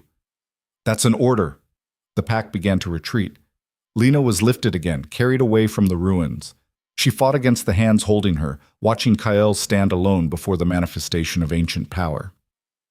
He was going to fight it, one shifter against something that had terrified the old ones enough that they'd sealed it away forever. He was going to die. "No," Lena gasped. "Take me back! Take me back!" "You're delirious from blood loss. I can stop this. I know how to stop this." Thea appeared beside her. "What are you talking about?" "The ritual. It was incomplete. Wrong blood. Wrong timing. That's why it's uncontrolled." Lena grabbed Thea's arm with her uninjured hand. "The old ones didn't just seal it with force. They negotiated, made a bargain. We can do the same. You're human. It won't listen to you. It doesn't want pack blood." Nira was wrong about that. It wants acknowledgement, respect. The old ones understood it wasn't evil, just powerful, dangerous when ignored, but not inherently destructive. Thea stared at her. You want to talk to an ancient entity that's currently trying to consume us all? Yes. You really are insane. Probably. But I'm also right. Lena pulled herself upright, swaying. Take me back, or watch your alpha die trying to fight something that can't be fought. For a moment, Thea hesitated. Then she cursed, slung Lena over her shoulder, and ran back toward the ruins, toward the darkness, toward the thing that hunger had become manifest. And Lena prayed, to forces she didn't understand, to patterns she'd only glimpsed, that she was right about what came next. The darkness was screaming, not with sound, with pressure, with the sensation of 1,000 voices trying to speak at once through a throat that had forgotten how. It pressed against Lena's mind as Thea carried her closer to the ruins, each step harder than the last, as if the air itself was becoming solid. Kale stood at the epicenter, blood streaming from wounds that should have killed him. His form kept shifting, human to wolf and back again, unable to hold either shape against the entity's assault. The darkness coiled around him like a living thing, pulling at something deeper than flesh. Kale! Thea shouted, setting Lena down 20 feet from the edge of the manifestation. The human has a plan! Get her out of here! Kale's voice was barely recognizable, distorted by pain and transformation. It's feeding on pack bonds. She doesn't have them. It'll tear her apart. That's exactly why I need to be here. Lena stumbled forward, her shoulders screaming with every movement. Blood still poured from the knife wound, soaking her shirt, dripping onto the ground. It doesn't want pack bonds. Nira was wrong about what it needs. The entity noticed her. She felt its attention shift, a weight like being crushed under miles of ocean. Images flooded her mind. Not thoughts, but memories that weren't hers. Ancient forests, shifters who moved like living shadows. A world before humans, before civilization, before the careful structures that separated wild from tame. And underneath it all, a single overwhelming emotion, abandonment. You were forgotten, Lena whispered, understanding flooding through her. The old ones didn't seal you because you were evil. They sealed you because they were afraid. And then they forgot why they were afraid, forgot what you were, forgot everything except that you were dangerous. The pressure increased. Her knees buckled. Lena, get back! Kale tried to move toward her, but the darkness held him fast. You don't know what you're dealing with. Neither did Naira. Neither do you. Lena forced herself to stand straighter, to meet the entity's attention head-on, even though every instinct screamed at her to run. This isn't a monster. It's a guardian that was abandoned, a force that was meant to be honored, acknowledged, worked with, not locked away and forgotten. She took another step closer. The darkness reached for her, tendrils of shadow that felt like ice against her skin. Stop! Thea's claws were out, her body tense to intervene. But Lena raised her uninjured hand, palm out. Not in defense, in greeting. I see you, she said to the entity, to the wrongness and the hunger and the terrible aching loneliness of centuries spent sealed beneath stone. I acknowledge you, not as a threat to be destroyed, but as a power that deserves respect. The darkness hesitated. Behind her, pack members were gathering at a safe distance, drawn by the commotion. She could hear their whispers, their confusion and fear. She's insane, talking to it like it's a person. Someone pull her back before it kills her. But Kyle had gone still, watching. Blood dripped from his wounds, but his eyes were sharp with understanding. Keep talking, he said quietly. Lena's hand was shaking, but she kept it extended. The old ones made a bargain with you. Protection for acknowledgement, power for respect. That bargain was broken when they sealed you away, when they forgot what you were. More images flooded her mind. A compact written not in words, but in intention. The first shifters had understood. There were forces in the world older than they were, powers that couldn't be controlled but could be negotiated with. The entity before her was one of those powers, a guardian of thresholds, of the spaces between civilization and wilderness. I can't give you what the old ones gave, Lena continued, her voice steady despite the terror coursing through her. I'm not one of them. I'm human. I don't have their power, their connection to this land. The darkness surged forward, and for a moment she thought she'd miscalculated. that it would consume her out of rage at what had been lost, but she stood her ground. I can't give you what they gave, but I can offer you what they never did, a choice. The pressure lessened slightly, questioning. You don't have to be a guardian anymore if you don't want to be. The world has changed. The old ways are broken. But if you choose to stay, if you choose to work with us instead of against us, we'll remember. We'll acknowledge you, not out of fear, but out of respect for what you are. Lena, Kyle said, his voice strained, what are you promising it? Nothing we can't deliver. She turned to look at him, at the pack gathered behind. The old ones failed because they tried to bind it with force and forgot the respect part. Naira failed because she thought awakening it would be simple. She didn't understand that it has agency, choice. But if we acknowledge it, if we make it part of our world instead of something to be feared and sealed away, you're suggesting we negotiate with a force that's currently trying to kill me, Kael said flatly. I'm suggesting we give it what it actually wants, which isn't death, it's recognition. The entity's presence shifted. Lena felt it considering, weighing. This was a creature, if it could be called that thought in spans of centuries. Decisions weren't made lightly or quickly, but time was something they didn't have. Kael's wounds were severe, and the pack's fear was building toward panic. She needed to push this forward before someone did something stupid. I'm going to offer you my blood, Lena said to the entity. Not as a sacrifice, as a seal on a new bargain, acknowledgement for restraint, respect for cooperation. Are you willing? The darkness pulled back slightly from Kael, releasing some of its grip on him. An answer. Lena stepped forward, into the edge of the manifestation. The cold was immediate and absolute, like stepping into a frozen lake. Her wounded shoulder blazed with new pain as the entity's presence touched it. Lena, don't! Kyle's warning was cut off as she raised her bleeding hand and pressed it against the ground where the temple entrance had collapsed. Her blood touched stone, and the world exploded. Not with violence, with connection. She felt the entity fully for the first time, not as an enemy or a threat, but as what it actually was. Ancient, vast, neither good nor evil, but something beyond those categories. A force that existed at the boundaries, that guarded the spaces between one state and another, between wild and tame, between instinct and civilization, between past and future. It showed her what it had seen. Millennia of forest growing and dying, ice ages and warming periods, the first shifters learning to balance their dual natures. The compact that had been made. The entity would help maintain that balance, would guard the threshold between animal and human, and in return it would be honored, fed with acknowledgement and respect rather than blood. But then the old ones had grown afraid of anything they couldn't completely control. They'd sealed the entity away, telling themselves it was for safety. And over time, the memory of the compact faded, until all that remained was fear of something dangerous locked beneath the earth. Naira's ritual had awakened it, yes, but incomplete, disrespectful, treating it as a tool rather than a being with agency. That had enraged it, made it lash out, not because it was evil, but because it was insulted. I understand, Lena whispered. I understand what you are, what you were meant to be. The entity drew on her blood, not consuming it, but reading it, learning her.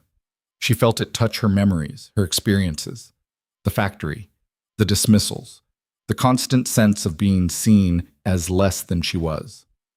The desperate flight north, the wrong carriage, it understood abandonment, understood being discarded by those who should have valued you. And in that understanding, something shifted. The pressure released. The darkness began to pull back, condensing, taking on a more defined form. Not human, not animal, but something in between. A shape that hurt to look at directly, composed of shadow and moonlight and the space between heartbeats. When it spoke, the voice was like stone grinding against stone, ancient and patient. You offer acknowledgement, but what is the acknowledgement of one human worth?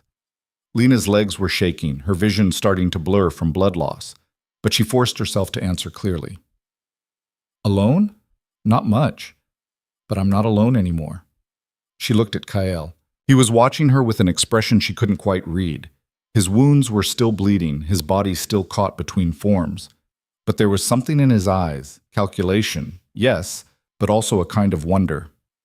What do you need from me? He asked quietly. Recognition from the Alpha. Acknowledgement from the pack. Not worship. I don't think it wants that. Just respect. The kind you'd give to a dangerous neighbor you choose to live alongside rather than fight. A dangerous neighbor that just tried to kill me. A dangerous neighbor that you, or your sister, woke up without asking permission first. Lena swayed and Thea caught her before she could fall. It was protecting itself. Now it's asking if peaceful coexistence is possible. The entity's form rippled, confirming. Kyle was silent for a long moment. Around them, the pack waited, tense and ready to fight if their alpha commanded it. But Lena could see him thinking, weighing options against outcomes. Finally, he shifted fully to human form and took 3 deliberate steps forward until he stood beside Lena, facing the entity. My sister woke you without understanding what you were, he said, his voice carrying across the ruins. That was a mistake. My ancestors sealed you away out of fear rather than seeking understanding. That was also a mistake. The entity waited. I can't undo those mistakes, but I can choose a different path forward. Kale placed his hand on the ground beside Lena's, his blood mixing with hers on the stone. I acknowledge you, guardian of thresholds, keeper of boundaries. I offer you respect and recognition, not as a subject or a tool, but as a force we choose to honor. The entity's form solidified further. When it spoke again, the words were clear. The compact is witnessed, blood given freely, recognition offered without coercion. A pause, heavy with significance. But acknowledgement requires more than words. It requires action, proof that this generation will not forget as the last did. What kind of proof? Kyle asked. The entity shifted, and Lena felt its attention settle on something behind them. Following its gaze, she saw Nera, still unconscious where Kale had laid her. The pack member attending her looked up, alarmed. She woke me with incomplete understanding, the entity said. Treated me as a tool to manipulate her alpha. She violated the compact before it could even be reestablished. Lena's stomach clenched. You want her dead. I want justice. The old laws demand balance. No. Kale's voice was absolute. She's my sister. She's pack. She made a terrible mistake, but I won't execute her to satisfy ancient laws. The entity's form darkened, shadows deepening. Then the compact cannot be sealed. Justice must be served. They were at an impasse. Lena could feel it. The entity wasn't being cruel or vengeful. It was being literal. Ancient laws, ancient compacts, they all ran on specific rules. Balance had to be maintained. Violation required consequence. But there had to be another way. There was always another way if you looked at the problem from the right angle. What if justice doesn't mean death? Lena said suddenly. Both Kyle and the entity turned their attention to her. The old laws were about balance, right? Someone takes, someone gives. Energy in, energy out. Her mind was racing, even as her body weakened from blood loss. Naira violated the compact by awakening you improperly, by treating you as a tool. So balance would be making her acknowledge what you actually are, making her understand. Understanding is insufficient, the entity rumbled. Action must have consequence. Then exile, Kyle said, catching on to what Lena was suggesting. Naira is banished from Packlands, sent away from everything she knows, everything she tried to protect through her actions. She loses her place, her position, her connection to the pack she tried to save. For how long? Kyle's jaw tightened. Until you determine the debt is paid, however long that takes. It was a gamble. Exile could mean years, decades, potentially forever. But it was better than execution, and it satisfied the requirement for consequence. The entity considered. The shadows rippled and reformed, patterns shifting like thoughts made visible. Exile, it said finally, but not just distance. She must carry the knowledge of what she did, must feel the weight of awakening something she didn't understand. This will be my mark on her, a burden she cannot set down until she truly comprehends what guardianship means. Agreed, Kyle said, though Lena could see the pain in his eyes. The entity's form began to change, pulling inward, becoming less diffuse. It was accepting the compact, sealing the bargain in whatever way ancient forces sealed such things. The threshold will be honored, it said, and its voice was fading, becoming more echo than substance. The boundary will be maintained, and when the pack forgets, as all packs forget, this place will remember. I will remember. Then it was gone. Not destroyed. Not banished. Simply withdrawn, returning to whatever space between spaces it inhabited. The oppressive presence lifted, and Lena could breathe again without feeling like her lungs were being crushed.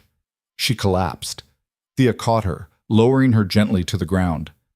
"Someone get a medic, now!" Hands pressed against her shoulder, trying to stop the bleeding. Voices swirled around her, concerned and confused and angry. But Lena's attention was on Kyle. He stood alone in the ruins, looking at the place where the entity had manifested. His wounds were severe, but he was already healing, the accelerated recovery of his kind knitting flesh back together. He would survive. They all would. "Did that just happen?" someone in the crowd asked. "Did the human just negotiate with an ancient entity?" "She saved the Alpha's life," another voice answered. "Saved all of us. She's still human. Still doesn't belong here." "She belongs more than most of us." This was Thea, her voice sharp with authority. "She saw what we couldn't see, did what we couldn't do. Anyone who has a problem with that can take it up with me." The murmuring quieted. Lena felt herself being lifted onto a stretcher. Pack medics swarmed around her, checking her vitals, bandaging her shoulder with quick efficiency. The pain was receding, shock and adrenaline giving way to a kind of numb exhaustion. Kyle appeared beside the stretcher. He looked terrible, covered in blood, his clothes shredded, his eyes haunted, but alive. "You should have run," he said quietly. "Wouldn't have helped," Lena replied. Her voice sounded distant to her own ears. "Besides, someone had to talk to it. Might as well be the person everyone already thinks is crazy." "You're not crazy. You're—" He stopped, searching for words. "I don't know what you are, but you saved my pack. Saved me. Saved your sister, too, sort of." Lena's eyes drifted to where Nira was being attended to. "She's really exiled?" "Until the entity decides otherwise. Could be years. Could be forever." Pain flickered across his face. "She meant well. In her twisted way, she was trying to protect us. I know. But intention doesn't erase consequence." "No, it doesn't."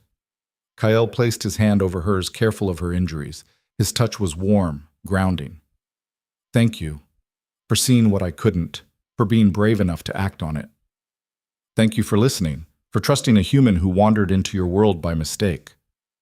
"Not a mistake," he said softly. "Not anymore." The medics were ready to transport her back to the estate. Kyle walked beside the stretcher, and gradually others fell in around them. Pack members who'd witnessed what happened, who'd seen a human do the impossible. Their expressions were complex, still wary, still uncertain, but with something new mixed in. Not quite acceptance. Not yet. But the beginning of respect. At the estate, Lena was taken to the infirmary. The medics worked on her shoulder, cleaning the wound, stitching it closed. The knife had missed the major blood vessels, but it would scar. A permanent reminder of the night she'd negotiated with an ancient force and lived to tell about it. Kale stayed while they worked, despite his own need for medical attention. He stood in the corner, arms crossed, watching with an intensity that would have been uncomfortable if Lena hadn't understood it.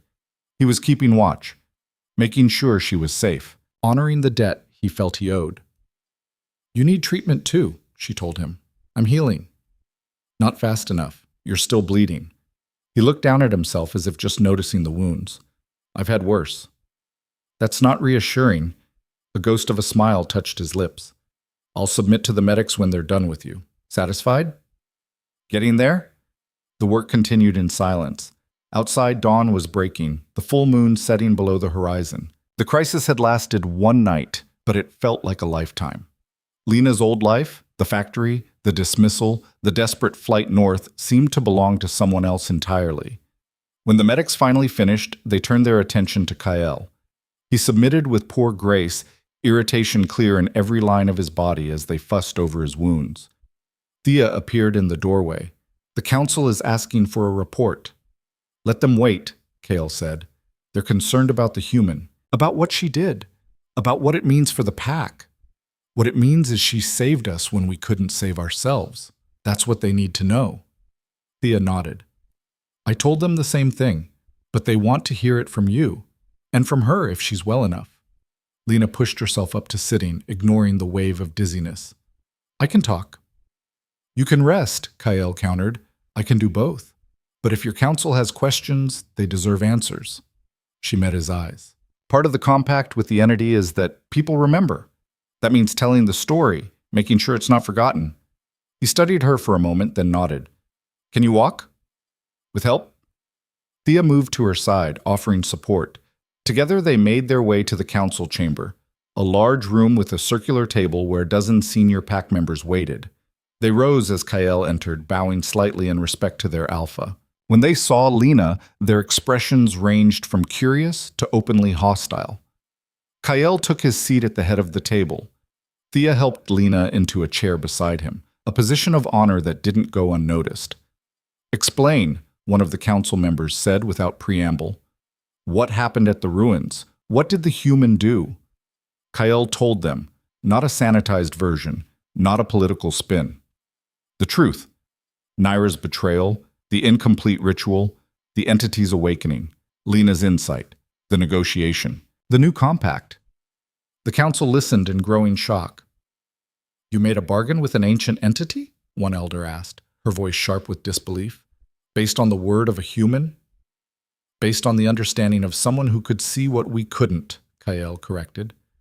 Lena recognized that the entity wasn't a mindless threat. She understood it wanted acknowledgement, not bloodshed, and she was willing to risk her life to test that theory. It could have killed her. It could have killed all of us. She prevented that. Another council member spoke up. And your sister, Nira, is to be exiled? Yes. Kael's voice was steady, but Lena could see the tension in his shoulders. She violated the compact through ignorance and arrogance. The entity demanded consequence. Exile was the compromise. For how long? Until the entity determines the debt is paid. Murmurs around the table, some approving, others skeptical. What about the human? The first elder asked, her eyes fixed on Lena. What do we do with her? We honor her, Kael said flatly. She saved the pack. She deserves recognition for that. She's human. She doesn't belong. She belongs if I say she belongs. Kael's voice went cold, the full weight of his authority bearing down. I'm not asking for your approval. I'm telling you how this will be.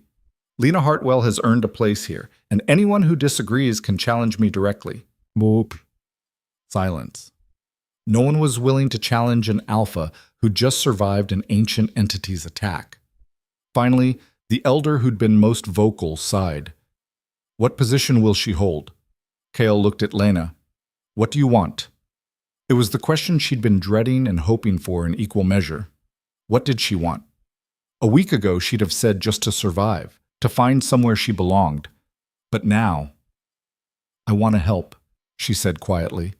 I'm good at seeing patterns, at solving problems. Your pack has issues, border security, resource management, conflict resolution. I could assist with those. Be an advisor of sorts. The pack has never had a human advisor, someone pointed out.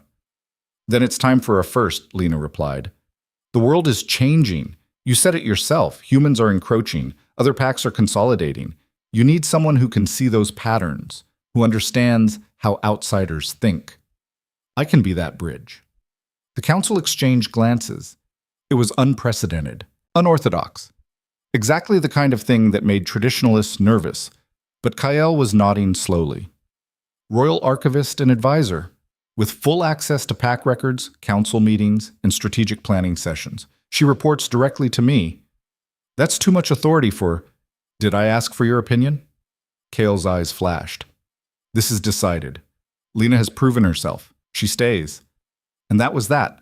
The Alpha had spoken. The meeting continued, details being hammered out about the entity, about new protocols for the sacred ground, about Naira's exile.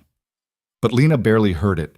She was too focused on the realization that she had a place, a position, a purpose. Not because someone took pity on her, not because she was convenient or useful in a limited way, but because she'd proven her worth in the most dramatic fashion possible. When the meeting finally ended, Kael walked her back to her room. The sun was fully up now, bright and warm, turning the estate golden.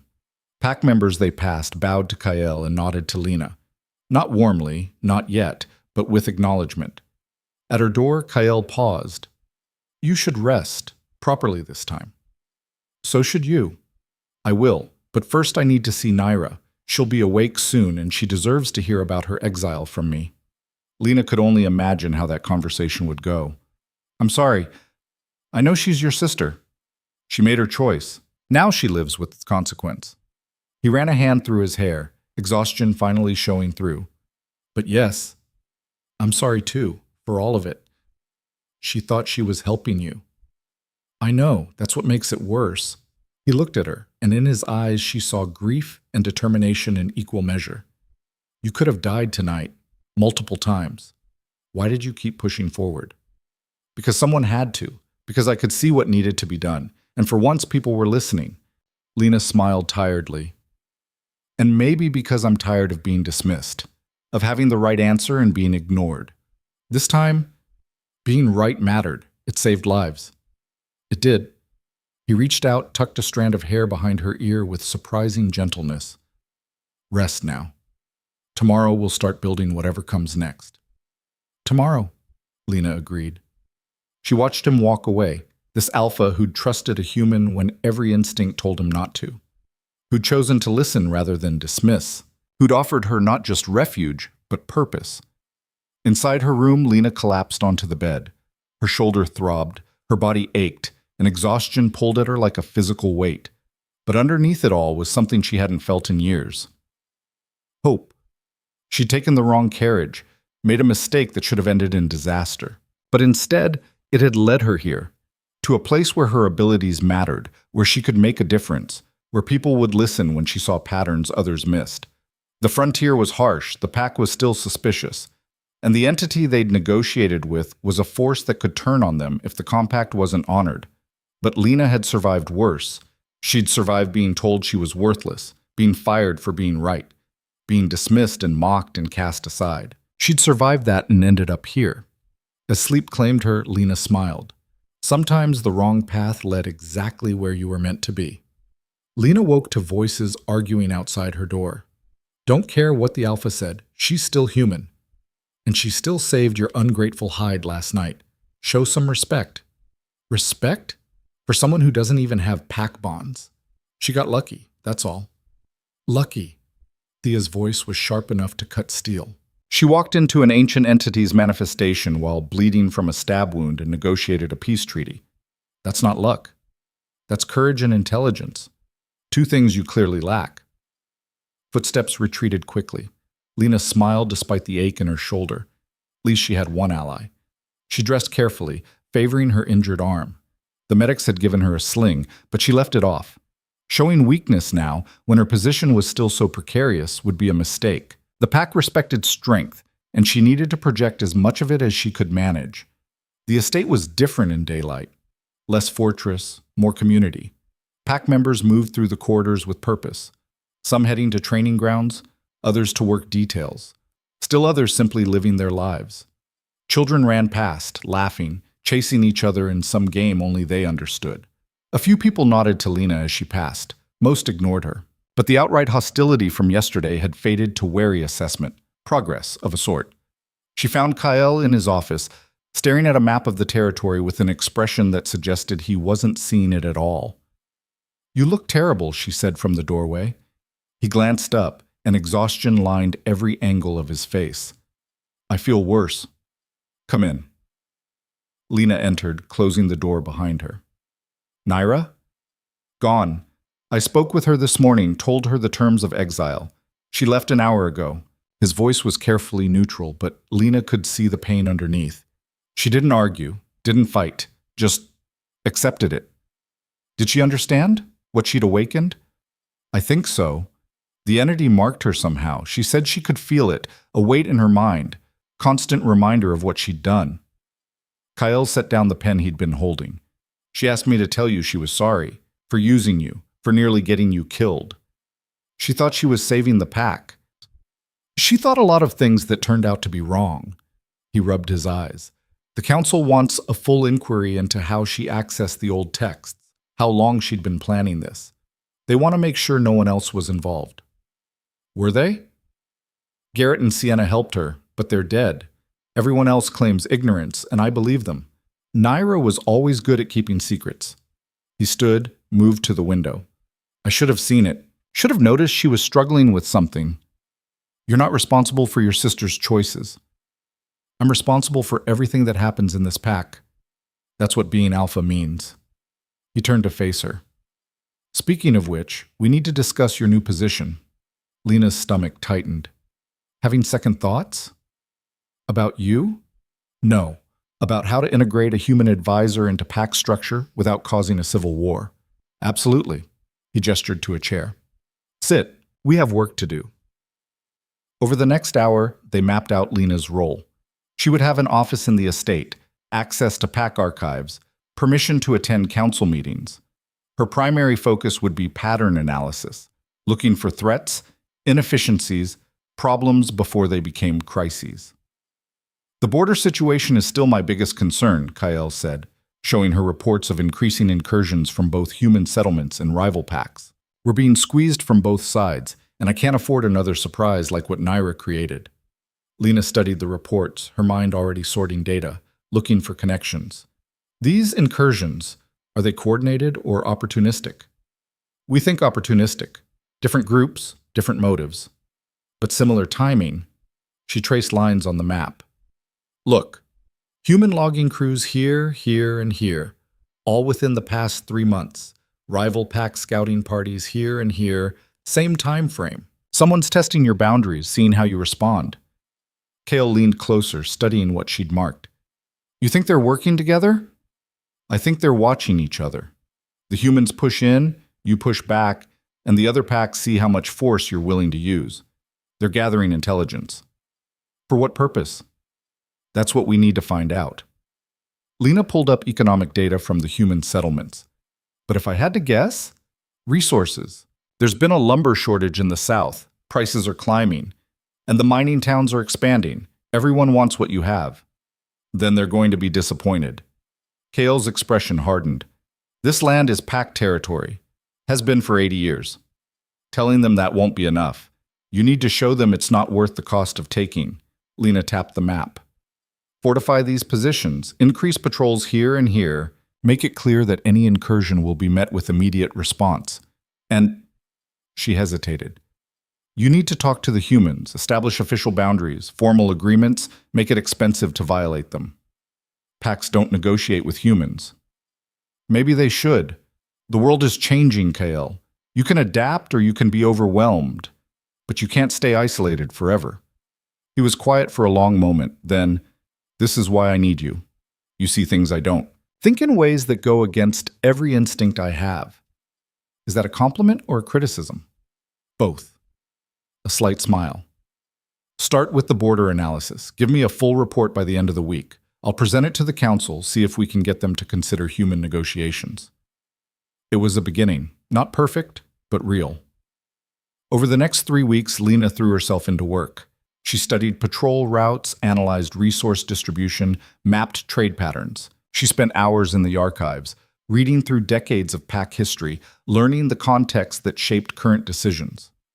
And slowly, grudgingly, the pack began to accept her presence. It helped that her first major recommendation, reinforcing the eastern border where rival pack activity was highest, prevented a major incursion. Scouts reported that a coalition of 3 smaller packs had been planning a coordinated push into Varen territory. When they saw the increased defenses, they withdrew. How did you know? Thea asked after the council meeting where Kael announced the successful deterrent. Pattern recognition. The scouts were appearing in groups of 3, always at transition points between terrain types. That suggested coordination and planning, not random exploration. Lena shrugged. Once I knew they were organized, predicting the target was just a matter of looking at what resources they'd need most. You make it sound simple. It is simple, just not obvious. Lena smiled. That's the difference. Word spread. The human advisor had predicted an attack and helped prevent it. Skepticism didn't disappear, but it shifted. She was no longer just the lost girl who'd taken the wrong carriage. She was becoming someone useful. Cale noticed the change. "You're winning them over," he said one evening as they worked late in his office. "Some of them. Others still think I'm an aberration that shouldn't be tolerated. They'll come around, or they won't. Either way, you've proven your value." He set aside the report he'd been reading. "There's something I need to discuss with you."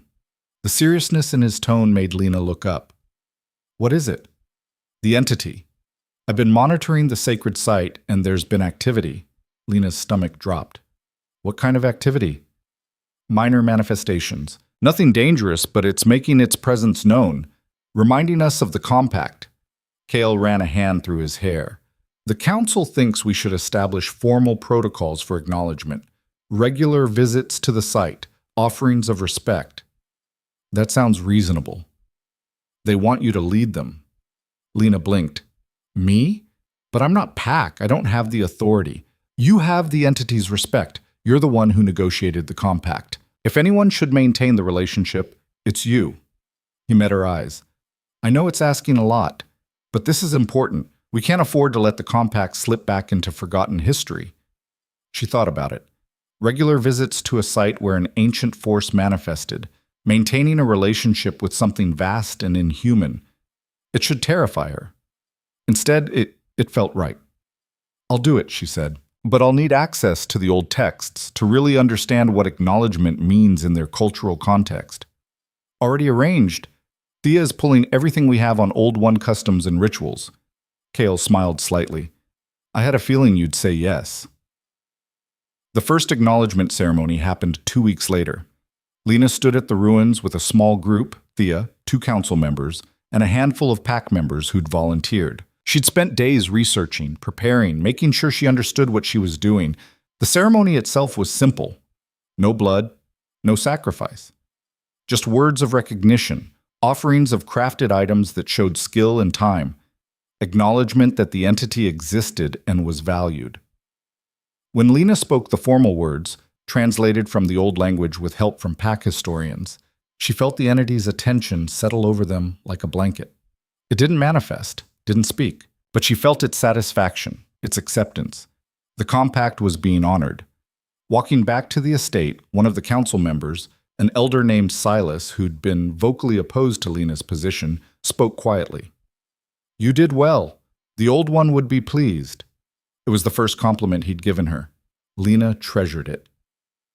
That night, Kyle found her on one of the estate's balconies, watching the forest under moonlight. "Can't sleep?" he asked, joining her at the railing. "Too much on my mind." The acknowledgement went well, but there's so much I still don't understand about this world. She looked at him. "Do you ever wonder what would have happened if I'd taken the right carriage that day?" "All the time." His voice was soft. "You'd be in some northern mining town right now, probably still analyzing patterns, but for something mundane, safe, unremarkable. Would that have been better?" "Safer, certainly. Better?" He shook his head. "You've changed things here, Lena. Changed how we think about outsiders, about alliances, about what strength really means. That wouldn't have happened if you'd gone to the mining town. I've also caused chaos. Your sister is exiled because of me. My sister is exiled because of her own choices. You just brought the consequences forward." Kyle turned to face her fully. "Stop taking responsibility for things you didn't cause. You've done enough carrying other people's failures. Old habits. Break them." He reached out, gently lifted her chin so she had to meet his eyes. "You're not the person who got fired from that factory anymore. You're not the failure your family thought you were. You're the woman who negotiated with an ancient force and won, who saved a pack that wasn't even hers, who earned respect through courage and intelligence." Lena's breath caught. "Kyle, I'm not good at this," he interrupted, "at saying what I feel. But you should know you've become important to me, not just as an advisor, but as," he struggled for words, "as someone I trust, someone I care about." "I care about you too," Lena whispered. "But this world, your world, I'm still learning the rules, still figuring out where I fit. You fit here, with the pack, with me." His thumb brushed her cheek, gentle despite the calluses. "If you want to. No pressure, no expectations. Just possibility. The moment stretched between them, full of potential and uncertainty and something that felt like hope. Lena leaned forward and kissed him. It was soft, tentative, testing. But when Kael responded, drawing her closer with careful strength, it felt like something clicking into place, like a pattern completing itself. When they finally pulled apart, Kael rested his forehead against hers. "Stay," he said quietly, "not as an advisor or because you have nowhere else to go. Stay because you choose to, because this is where you want to be." "I choose to stay," Lena said. "I choose this, you, all of it." His smile was brilliant. "Good, because I wasn't letting you leave anyway." She laughed, the sound echoing across the balcony. "Territorial much?" "You have no idea." They stood together, watching the forest, and Lena felt something settle in her chest. Peace, purpose, belonging. The next 3 months transformed everything. Lena's border security recommendations were implemented across the territory. Human negotiations began, tentative at first, but growing more substantive as both sides realized the benefits of clear boundaries and mutual respect. The acknowledgement ceremonies continued monthly, and the entity remained quiet, its presence felt but not intrusive. The compact held. Pack members who'd been skeptical of Lena found themselves relying on her analysis. Her office became a hub of activity, people bringing her problems, asking her to find patterns in everything from supply chain inefficiencies to interpersonal conflicts. "You've become indispensable," Thea observed one afternoon. "Half the pack can't function without consulting you first." "Is that a problem?" "Only if you plan to leave, which you'd better not, because the fallout would be catastrophic." Lena smiled. "Not planning to leave." "Good, because Kael would probably hunt you down and drag you back." It was said jokingly, but there was truth underneath. Kael had become more open about their relationship, and while some pack members were uncomfortable with their alpha choosing a human partner, no one dared voice objections directly. The change in Kael himself was remarkable. He was still strong, still commanding, but there was a new dimension to his leadership. He listened more, consulted more widely, considered perspectives he would have dismissed before. "You've made me better," he told Lena one night. "More thoughtful, less reactive." "You were always thoughtful. I just gave you permission to show it." "Same thing." The formal announcement came 6 months after Lena had first arrived. Kael called a full pack assembly, something that happened only for major occasions. Hundreds gathered in the great hall, from the youngest children to the oldest elders.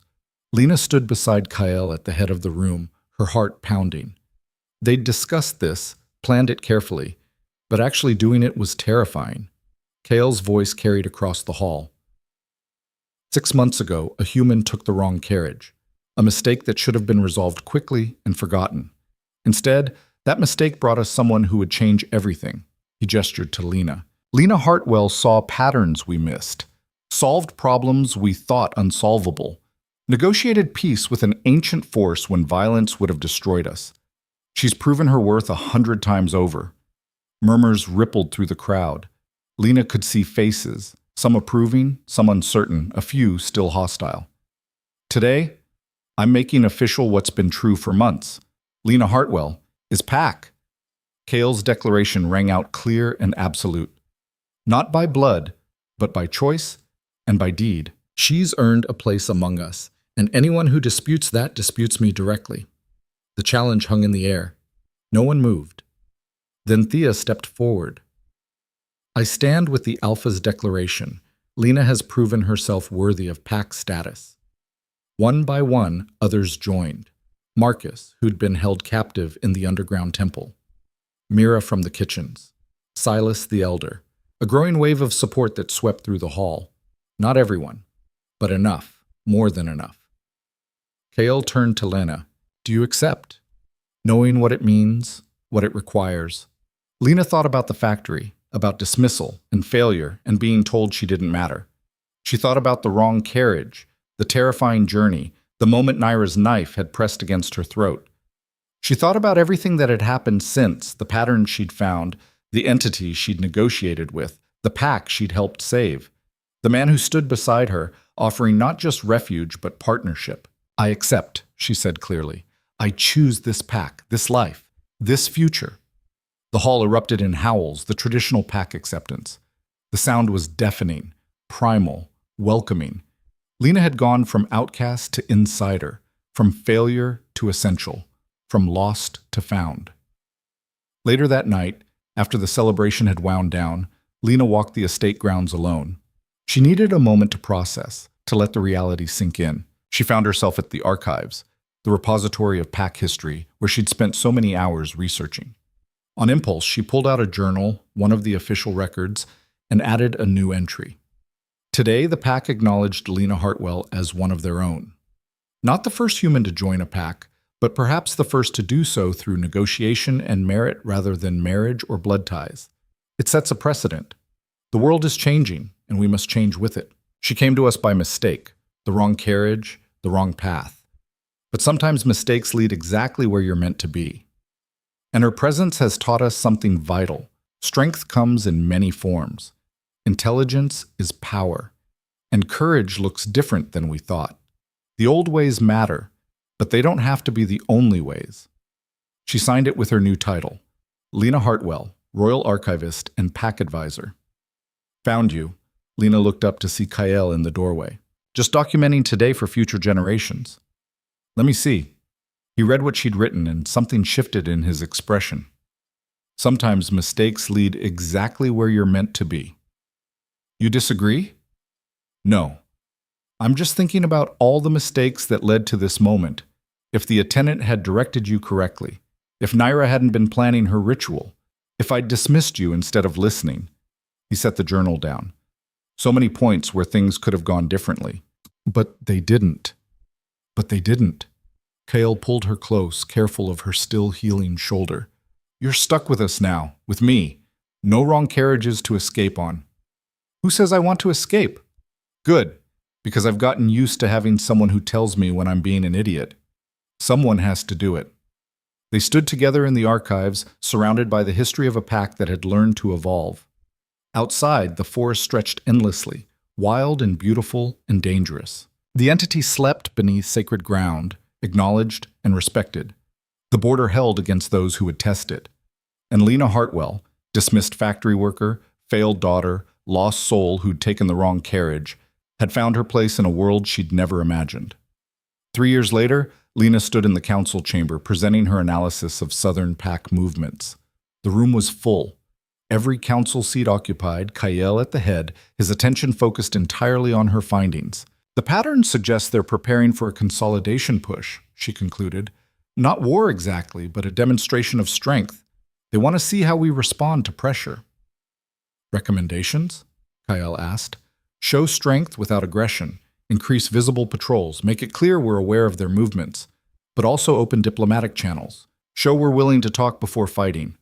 Silas nodded. Wise. We don't need another border conflict. The council voted to implement her recommendations unanimously. 3 years ago, that would have been unthinkable. Now, it was routine. After the meeting, Thea caught up with Lena in the hallway. The Southern Border delegation arrives next week. You'll need to be there. I know. I've been preparing. Of course you have. Thea grinned. Remember when you first got here? Terrified, bleeding, hanging from silver chains? I try not to. I think about it sometimes. How far you've come. How much you've changed us. Lena thought about it too. The changes weren't just hers. The whole pack had evolved. They negotiated with humans now, maintained relationships with neighboring packs, approached problems with analysis rather than just instinct. It wasn't perfect. There were still those who resented human influence, who thought the old ways should be preserved unchanged. But they were fewer, quieter, less certain of their position. That evening, Lena and Kyle walked to the sacred ruins for the monthly acknowledgement. It had become their routine. She led the ceremony. He stood witness. And together they maintained the compact that kept ancient forces at peace. As always, Lena felt the entity's attention settle over them, approving, satisfied. The acknowledgement was holding. Do you ever regret it? Kale asked as they walked back. Choosing this life instead of something simpler? Lena considered the question seriously. No. This is harder, stranger, more dangerous than anything I imagined. But it's mine. I chose it, I built it, and I matter here. You do. At the factory, I was just another worker, replaceable, forgettable. Here, she struggled for words. I'm essential. Not because I have some special power or bloodline, but because I can see patterns and think differently and offer perspectives no one else has. You're selling yourself short. Cale stopped walking, turned to face her. You're essential because you're brilliant, brave, and stubborn as hell. Because you looked at an ancient entity and saw a being to negotiate with rather than a threat to destroy. Because you changed an entire pack's way of thinking just by being yourself. I had help. You had an alpha who was smart enough to listen. There's a difference. He smiled. And speaking of which, there's something I need to ask you. Lena's heart skipped. The formal tone, the serious expression, she had a feeling she knew what was coming. Cale pulled a small box from his pocket. Inside was a ring, not traditional human style, but something crafted by pack artisans. Silver and obsidian formed into interlocking patterns that suggested both strength and flexibility. Among my kind, partnerships are declared publicly and bound permanently. No divorce, no separation. When you choose someone, it's for life. He met her eyes. I chose you 3 years ago in 1,000 small moments. Now I'm asking you to choose me, formally, permanently, as my partner in all things. Lena's throat tightened. That's a big commitment. I know, and I'm not asking you to answer now. Think about it. Consider what it means, not just being pack, but being Alpha's mate. The responsibility, the scrutiny, the expectation. Kael. Yes? I don't need to think about it. She held out her hand. I already chose. 3 years ago, on a balcony under moonlight. This is just making it official. His expression transformed, joy and relief and something deeper. He slid the ring onto her finger, and it fit perfectly, as if made for her specifically, which it probably had been. You're sure? He asked. I took the wrong carriage and ended up here. I'm not making that mistake again. I know exactly where I want to be. He kissed her, and it felt like sealing a compact. Not with an ancient entity, but with each other. A promise to face whatever came together. When they finally pulled apart, Lena looked at the ring, at the way it caught moonlight. Your pack is going to have opinions about this. Let them. You've earned your place 100 times over. Anyone who disagrees can take it up with me. Still territorial. Always, he grinned. You knew what you were getting into. They walked back to the estate hand in hand, and Lena thought about journeys, about wrong turns that became right ones, about mistakes that transformed into destinies. She'd boarded the wrong carriage on a cold morning, desperate and lost, and convinced she was worthless. She'd found a world that needed exactly what she had to offer, a pack that learned to value intelligence alongside strength, a man who saw her not as a liability, but as a partner.